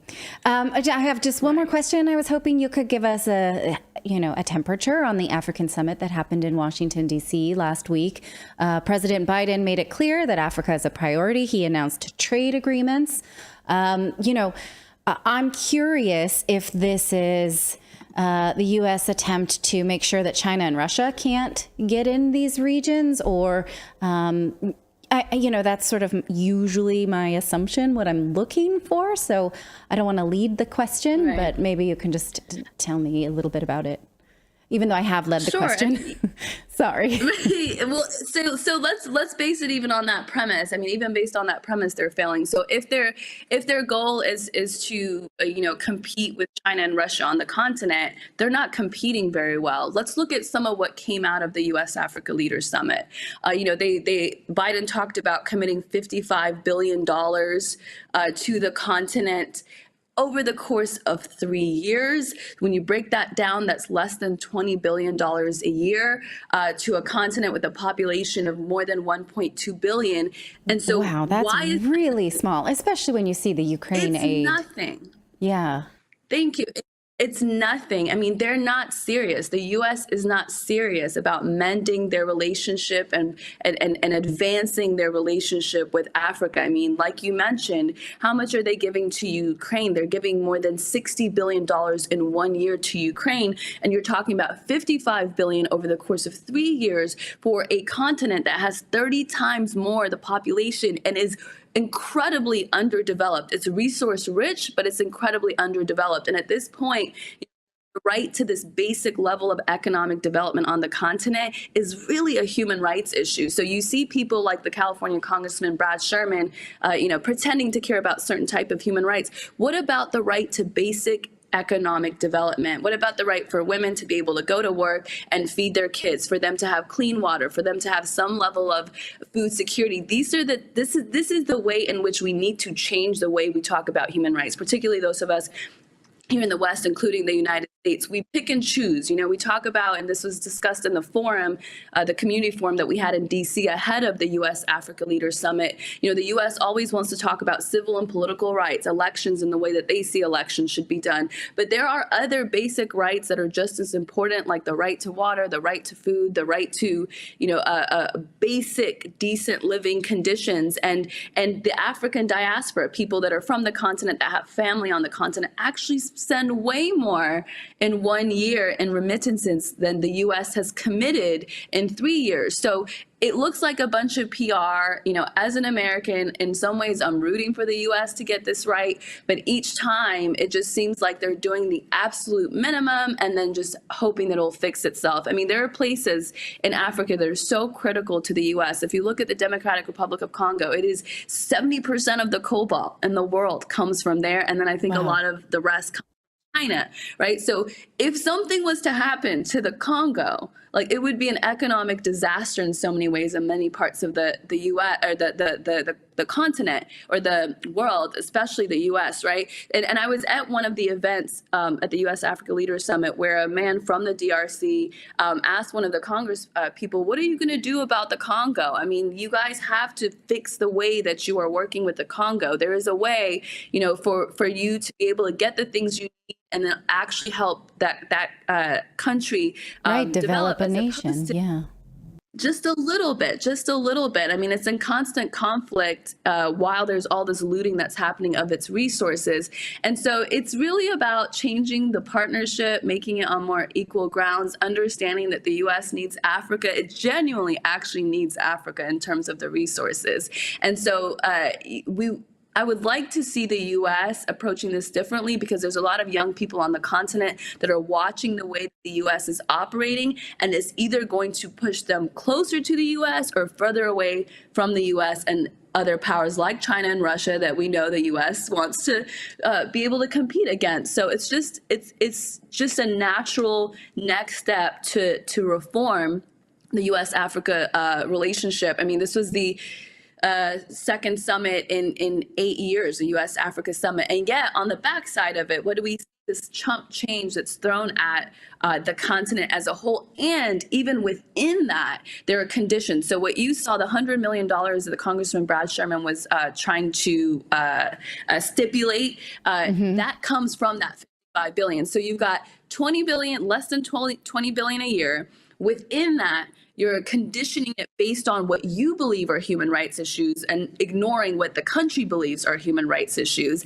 And then there's also a report actually that came out recently from the UN Economic Commission for Africa this year that said there's about $84 billion in illicit financial flows annually that go into Africa. So what that means is whatever money that goes in is often leaving the continent through these illicit ways. And much of that involves corporations and government officials, both local to the African continent and those that are here in the West. So whatever money is going in is not actually ending up developing the continent as well. So when you add all that up, what's left? Yeah. Right? So that's it feels like nothing because of all the ways that it disappears before it reaches the people on the ground. Well, in that way, it feels like the summit was a bit of an action item, you know.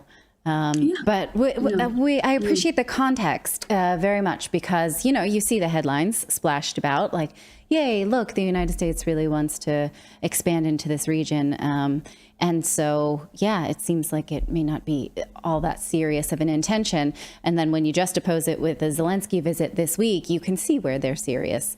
So thank you for providing that context. It's always a pleasure to talk to you to help break down these headlines because, I want to be more culturally competent too. So thank you for your time. It's always a pleasure to talk to you. Thank you, Natalie. My pleasure. Thank you so much for joining us. That's so really fascinating. So again, you know, thinking about this rocky relationship right now, we're hoping that there is peace in Ethiopia, but a rocky time right now. Well, also it's interesting to break down the United States lip service to Africa. You know, like we're going to get in there before Russia and China, but they're not really going to do that. It's nice to again have symmetry. Yeah. But are you serious about it? The summits. I think I heard her correctly, but I missed if she said it was for Africa in general or specifically to Ethiopia. But did she say that they bring in more through remittance than they do through U.S. aid? I mean, because we send like tens of billions of dollars to Ukraine, and we send so little to but I didn't catch if it was Africa or Ethiopia specifically. But like that just blew my mind. Yeah, I think it was the entire continent, which is massive and populous. Right. And it was literally sort of chump change. It's ridiculous. Yeah. Yeah. The amount we just sent to Ukraine this week, right. 45 billion. Unbelievable. Well, so our And one of them is an investment and the other is not. Right. The other will never come back. No, we'll do it for our own purposes, going there and but we can't. We don't have a reason to bomb anybody in Africa, and therefore we're not really interested in sending them aid because then we can't do the double whammy of getting to pay our military to bomb them, and then we can pay ourselves to go fix it. So there's no interest there. No, we'd rather just go there and use their land and steal their resources. That's what we do.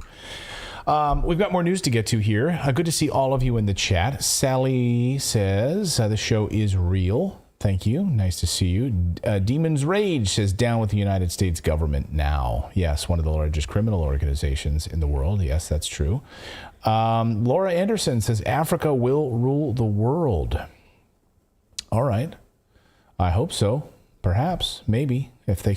I hope the world rules itself. I hope there is not hegemony for the future. I hope they are self-sustaining. Although there is a strong... Yeah.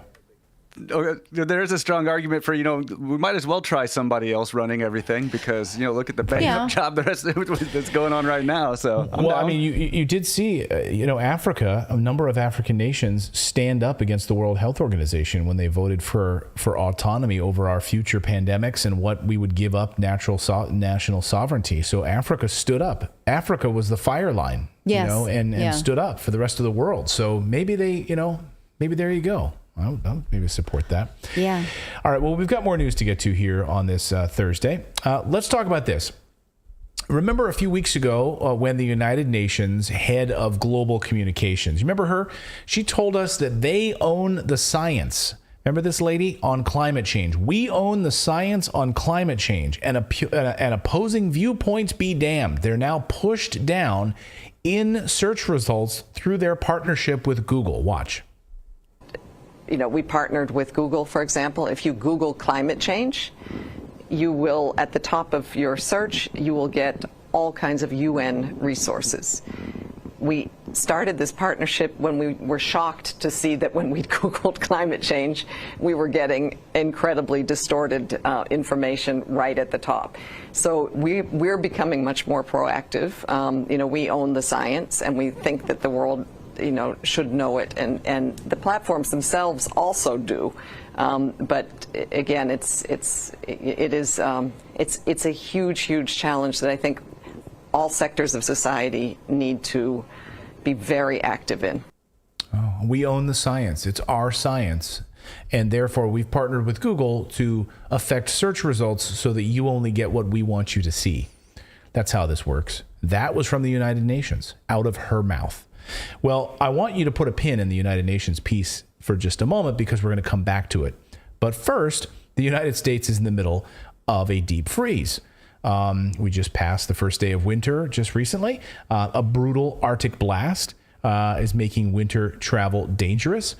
Governors across the United States are warning people to stay indoors. Don't travel unless you have to avoid freezing temperatures. One of the missions of this show is to smash through constant propaganda from the mainstream media. And an area that doesn't get enough pushback or our attention is around climate change and the climate government propaganda. Now, every time we get one of these cold blasts of winter or blizzards, we often see a number of mainstream media propaganda pieces reminding us, and I did an analysis of this, went back on the Wayback Machine to look at the timestamps on these different stories, and they all come around the time when we get these wintry blasts, which is kind of fascinating, isn't it? That we get these stories about global warming. They want us to remember about global warming. And so we saw this over the past 24 hours. We saw a number of global warming stories suddenly hitting the mainstream media. Like, we got an Arctic blast that's hitting. Why are you telling us about CO2 emissions and net carbon zero, for climate change? So a number of mainstream news outlets pushing garbage stories about global warming over the past 24 hours. They don't want you to know that more people die by freezing than because they can't afford heat, because they don't have adequate access to fossil fuels. People die. It's actually 7 to 1. 7 to 1? So for every one person who dies of heat, 7 people die of heat, of cold. Yeah, freezing. Because they cannot afford the heat to keep their bodies warm. So they don't want you to know that, of course. That's an inconvenient truth.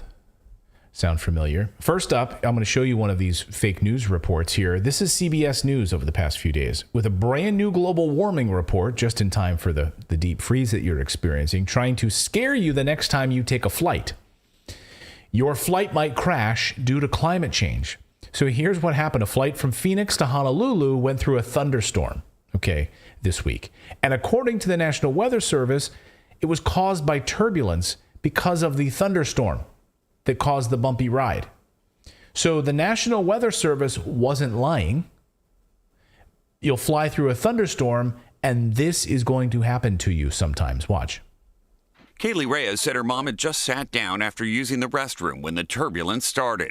She hit the ceiling and she hit the floor. Photos show damage to the inside cabin with overhead panels missing, a cracked ceiling, and debris thrown across the floor. We did see patients with head injuries. At least one, I believe, was for a time rendered unconscious. Paramedics treated 36 people who were injured on the flight, ranging from 14 months old to adults, 11 of them in serious condition. The FAA is investigating the incident. National Weather Service meteorologists said the plane may have flown into a thunderstorm, and it could have caused the turbulence.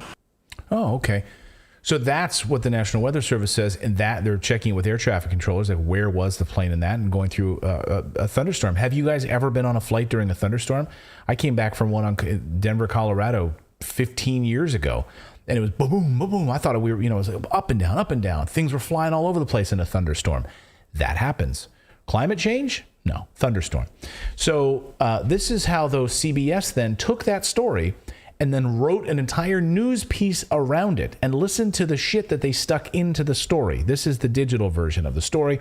A few incidents this past year have highlighted one kind of unpleasant experience some end up having on airplanes: turbulence. And these kinds of incidents might be getting more common. A union representing flight attendants is warning, thanks to climate change. Wait, so the source for the written version of the story is a flight attendant from the Flight Attendants Union. Because when I think of scientist, I think of flight attendant.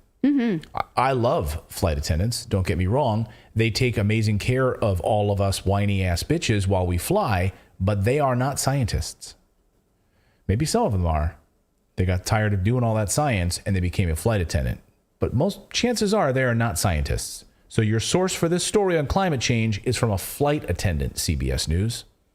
Edward R. Murrow. Rolling over in his Did you grave just somewhere. try to wink? That wasn't very good. No, I think I was itching my nose. It looked like a kind of a wink. Like Edward R. Murrow. No, I think I was like George Costanza with like grapefruit in my eye. You know, like, okay. Are you winking at me, Costanza? No, I got grapefruit's got in my eye. Sorry. I was thinking of Edward R. Murrow rolling over in his grave. So why did CBS choose this as their source, a flight attendant? And then dutifully, more mainstream media outlets picked up the story. Here's Yahoo News that took the story and then added their own BS to it and changed the headline. Here's the headline the Yahoo News ran with: How climate change may have contributed to Hawaiian Airlines' dramatic turbulence. Climate change was responsible for these women banging their heads on the top of the airplane. Okay. How climate change may have contributed to Hawaiian Airlines' dramatic turbulence. Yahoo writes, quote, "Buckle up, because flights are about to get bumpier," they say. Climate change may be exacerbating air turbulence, like the tumultuous winds that recently buffeted a Hawaiian Airlines flight from Phoenix to Honolulu. And here's my favorite part. Climate change may make such events more common in the future, according to some scientists. Turbulence occurs when the air around a plane is disturbed by air currents running counter or perpendicular to the main currents. Some scientists. Care to name who these people are? No, of course not. You can't name them. Well, I remember when I was studying molecular biology in college, I remember reading a lot of scientific papers written by some scientists et al. It would say, so when you're doing the academic research papers, it was attributed to some scientists. Just some dudes. Very popular news articles that you read. Yeah. In academic journals, some scientists, random scientist says. But they're not, I mean, by that definition, they could be, I don't know, they could study frogs. Herpetologists. The herpetologists study snakes, I think. Yeah, like a pharmacist. Yes. I don't know. So, pharmacist. And I don't know about that. I'm going to go with herpetology. We could add these in. Climate change may make such events more common in the future, according to a pharmacist. Like, why not? That's is ridiculous. A podiatrist. According to a local podiatrist office, that's climate change's fault. Oh, some scientists. Care to name who those people are? No, of course you don't. But instead, Yahoo News quotes the flight attendant once again in their article. Watch. Severe weather increases chances of turbulence due to climate change. These kinds of incidents will only continue to grow. Taylor Garland, a spokesperson for the Association of Flight Attendants, told CBS News after the flight. And due to climate change, these kinds of incidents will only grow. Taylor Garland, I'd love to hear your scientific research on this. Mm-hmm. Wait a minute, that's not even a flight attendant. That's a spokesperson for flight attendants. That's even worse. That's like a degree removed. Right. They don't even know how to hand out the peanuts. Taylor Garland doesn't even know how to hand out the peanuts. She just speaks on behalf of the people that do. Now back to the United Nations. This comes right out of the mouth. So my son tonight, I was talking about this. He said, "What stories do you have in the show today?" And I said, "I've got this ridiculous story about climate change and like this." And he's like what? It's not going to be as bad. And I said, exactly. It's not. You've been lied to. And he said well, how, Daddy? And I explained to him. I said, well, here's how. You have the head of the United Nations literally opening his mouth, Secretary General Gutierrez, who said this just recently.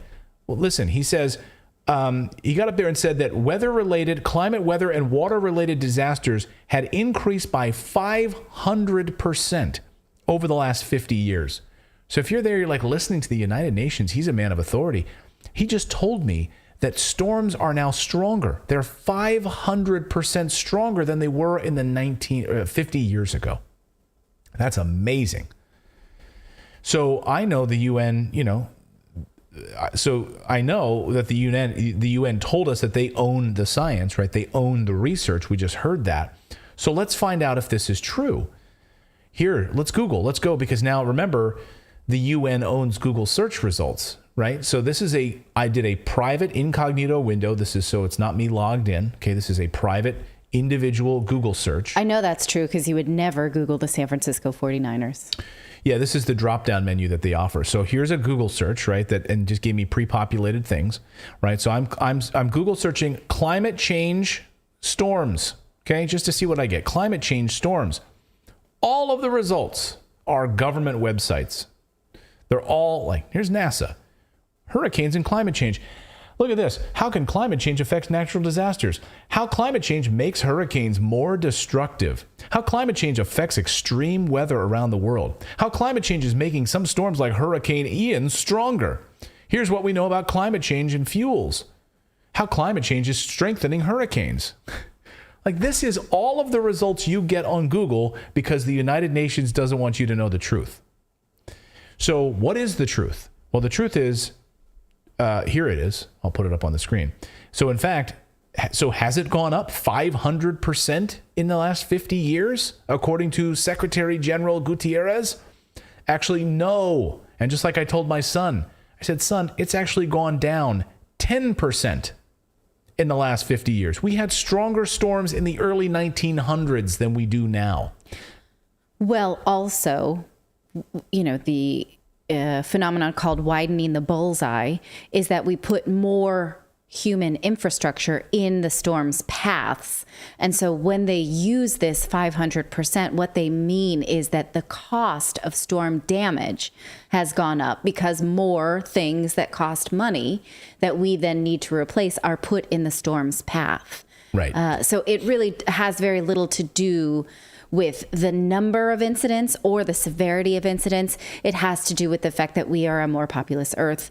We have more expensive things that we live with, and those things are now in storms, in the path of storms. So it is more expensive to replace those things, although we have better structures to withstand them now. Right. So now our ability to withstand said storms is dramatically better than it was in the early 1900s. When we had the Galveston hurricane, right, that destroyed Galveston.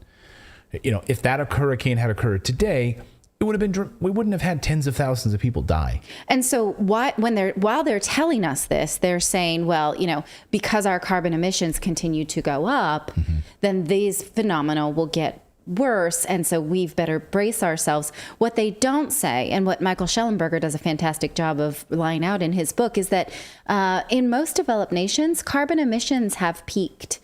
In Germany, in the United States, they've peaked and already are naturally on their way down because of human adaptation and advancement of technologies. And so people who say, yes, but China, right? Well, China has not hit their peak, but they have planned for it. And so, there is sort of a natural course of this, but we're not allowed to talk about it. We're not supposed to admit that because, I don't know, I guess they think if we think that, then we'll all be pigs. And but we can tell the truth about, hey, China is advancing. Their life expectancy has dramatically improved in China thanks to fossil fuels. That is unequivocal. Right? Yes, they still have dirty coal. In fact, with all of the need for solar panels in the United States, where do we get them? We get them from China. And what do they do to make these solar panels in China? They need to turn on additional coal-powered plants. And their electric cars there have also increased pollution because they run on coal. Yeah. So, we make advancements, but then the United States likes to lecture us about getting solar panels. And where do those come from? Well, you need to build them somewhere, not on your backside, in your backyard. And so we need coal in order to do that. So it's that time of year again when we need Bill Gates to scare us about the climate so he can make billions more off his fake meat products and solar panels. Bill Gates just issuing this alert yesterday. Bill Gates, our grandchildren will grow up in a world that is dramatically worse off if we don't fix this climate change. He says we only have a few more years to live. We're really about to run off a cliff. In this wide-ranging interview, Gates sat down with CNBC, and he says that any company right now that doesn't take into account these severe storms and weather is crazy. Like you'd be crazy if you don't think things are intensifying. Climate change is affecting your bottom line. You better have this built into your policies and your capital plan, or you're screwed. You better be insured, or you better be investing in clean technologies that will protect you from all of these dangerous storms, because these severe weather events are here, and this is a part of our natural life. Watch. Anyone who says that climate shouldn't be a factor in how you evaluate the future of a company, that's not capitalism, because companies that have emissions, they are going to be subject to border adjustment tariffs or taxes. You also have to think about companies, if you're dealing with severe weather events, that's got to be factored in. Is the company insuring that? Are they becoming more resilient? So the attacks are kind of illogical, because climate does affect the economy, which does affect investments. The idea that we still need oil and natural gas is also, fairly clear.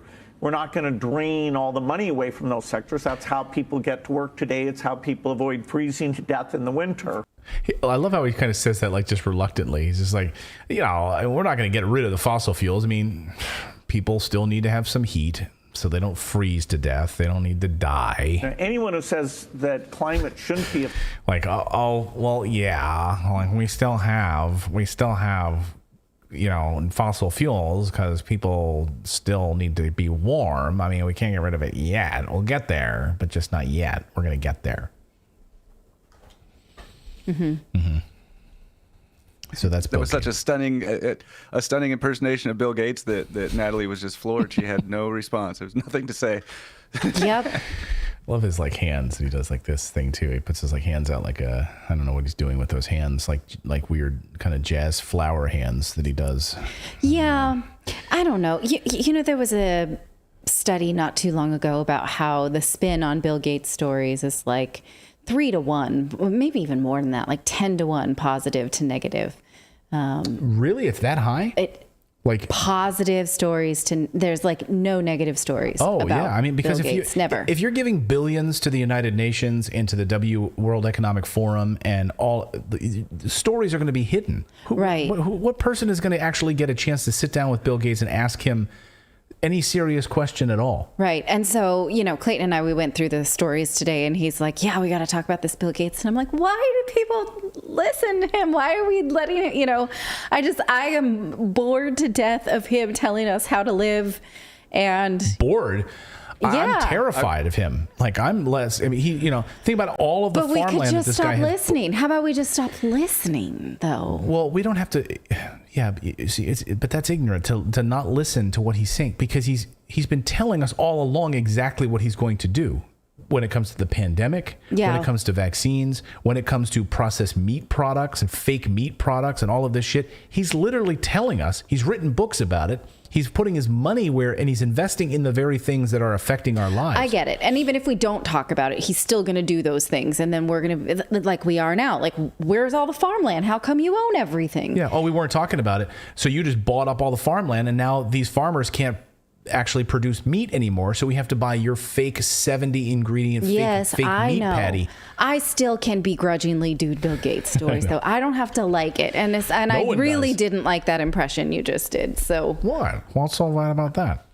I don't have to like it. I'm back to cranky Natalie, so I guess we should. Yeah. John Anderson is saying, I burn my plastic garbage. No, I'm not saying you should burn your plastic garbage, but again, Michael Schellenberger recently shared an article in his Substack about how most plastic in the United States and most developed nations does not get recycled, and our incinerators can handle it. But if we put it in a recycle bin and it's shipped off to a third world country that maybe can handle it, that's not the solution. And so I recently have been putting my plastic in the garbage, and it feels really wrong to do that. But I'm like, I'd rather it. Yes. It does. But we've been doing it because it's once you understand the science behind it. Here's a perfect example. Bjorn Lomborg sat down with Joe Rogan for this short, it's about a minute long interview. Not the whole thing was very long, but this chunk is about burning plastics. And I want to play this because this is great. This sums it up. And I think most people don't realize that burning it, the incineration process, actually caps it and keeps it. And it's way better than it falling onto the beaches in Africa somewhere. Yeah. Listen. so heartbroken reading this article recently about plastics, about how it's like 5%, right? 5%. Single-use plastics get recycled. Right. Yeah. Like every time you throw your bottle in the right bin, you feel like you're a good person. Yeah. I'm like, Mostly I'm a good you're person. not. I put it in the blue bin. Mostly you're not. Yes. The right way to probably handle that's a whole different conversation, is just simply to burn it and reuse the energy. Right. How would you do that, though, and not pollute the air? We do that all over the world, especially in Europe. You just put scrub on the smokestack. That's all you do? Like, it's that simple? Yeah. It really is. It doesn't have any, well, come on, it must have some emissions. Sure. I mean, nothing is zero. Right. Is it like very, a car? very low. Or is it like a million cars? Like, No. I think it's probably less than a car. So it's not something I've looked. A million cars sounds gross, but that's our city. Yes, but every day in Austin, you get a million cars. The emissions from waste burning, very, very low. So, yeah, most people don't know that. People are like, "Oh my God, no, we got to put it in the plastic recycling bin because it's going to wind up being reused again." So I'm having to reprogram myself because I would stand there and they're at different ends of the kitchen, and I'm like especially today, I had a big olive oil plastic bottle, and I was like, okay, if I put it here, it will be incinerated, and with the rest of this trash, and I know it won't go into into poor villages. If I put it there, I know it's got a 5 to 20% chance that it winds up on a beach of being recycled. Actually being recycled. Yeah. And even less so because if it's not devoid of food, they really can't recycle it. Yeah, you've got to clean it out, wash it, and how much water you use to clean it out. Right. Yeah. And so I did put it in the trash because I felt like that. But yeah, you have to reprogram yourself. The data on glass, aluminum, and cardboard is much, much better. So those we still recycle, but the plastics, if you really start to look into it, There you go.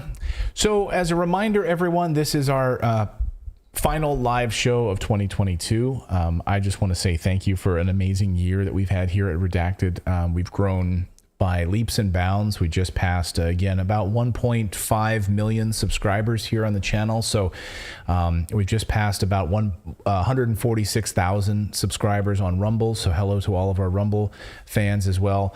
I was talking today with a journalist who said, what you guys have built at Redacted has been amazing. And I said, no, it's been the audience, because there's an appetite for actual news, independent journalism, independent news that's not produced and funded by billionaires. So I just want to say thank you to all of you that made this year amazing, allowed us to grow and to bring you these stories. And I'm just thrilled. I'm thank you for subscribing to the channel. We've got a lot of content coming out over the holidays. A big interview with Whitney Webb. We've got our redacted history. We've got a lot of other pieces that we're putting together. So we will be here in spirit, but we're going to take a few days off to relax with the family and just kind of mentally decompress from a crazy year, and put together some great ideas for the next year in Redacted for our plans here on the channel. So please enjoy your Christmas, enjoy your new year. And barring some big breaking news, we won't be live until the beginning of the year here on Redacted. I think it's the 4th when our children go back to school. It's just too hard to concentrate. We have 3 children. That's a lot of children. Yes. And and what we do takes a lot of study, and it's really hard when they're kids playing. So we're going to try and play too. Yes. I'm not so good at playing, but I'm going to play some video games. I'm going to read. I'm going to relax. Yes. I'm going to work on the studio. We're going to do it. So that's kind of what we're going to be planning, just some downtime. So thank you again for allowing us into your lives, into your screens, into your email. We really appreciate you. We listen to what you have to say, and we work really hard to be worthy of you. So thank you for turning up for us. Yeah, thank you, everyone. And thanks to the great team here at Redacted as well. Philip, Grim, Kevin, David, the whole team here. We work really, really hard. They work really, really hard to bring you a great show for free. After all, I guess you're paying for internet, but after all, it's free. So thank you guys so much for subscribing and being a part of our great community. And we will see you back here live at the beginning of 2023. Much love to all of you. Merry Christmas, everyone. Are you worried about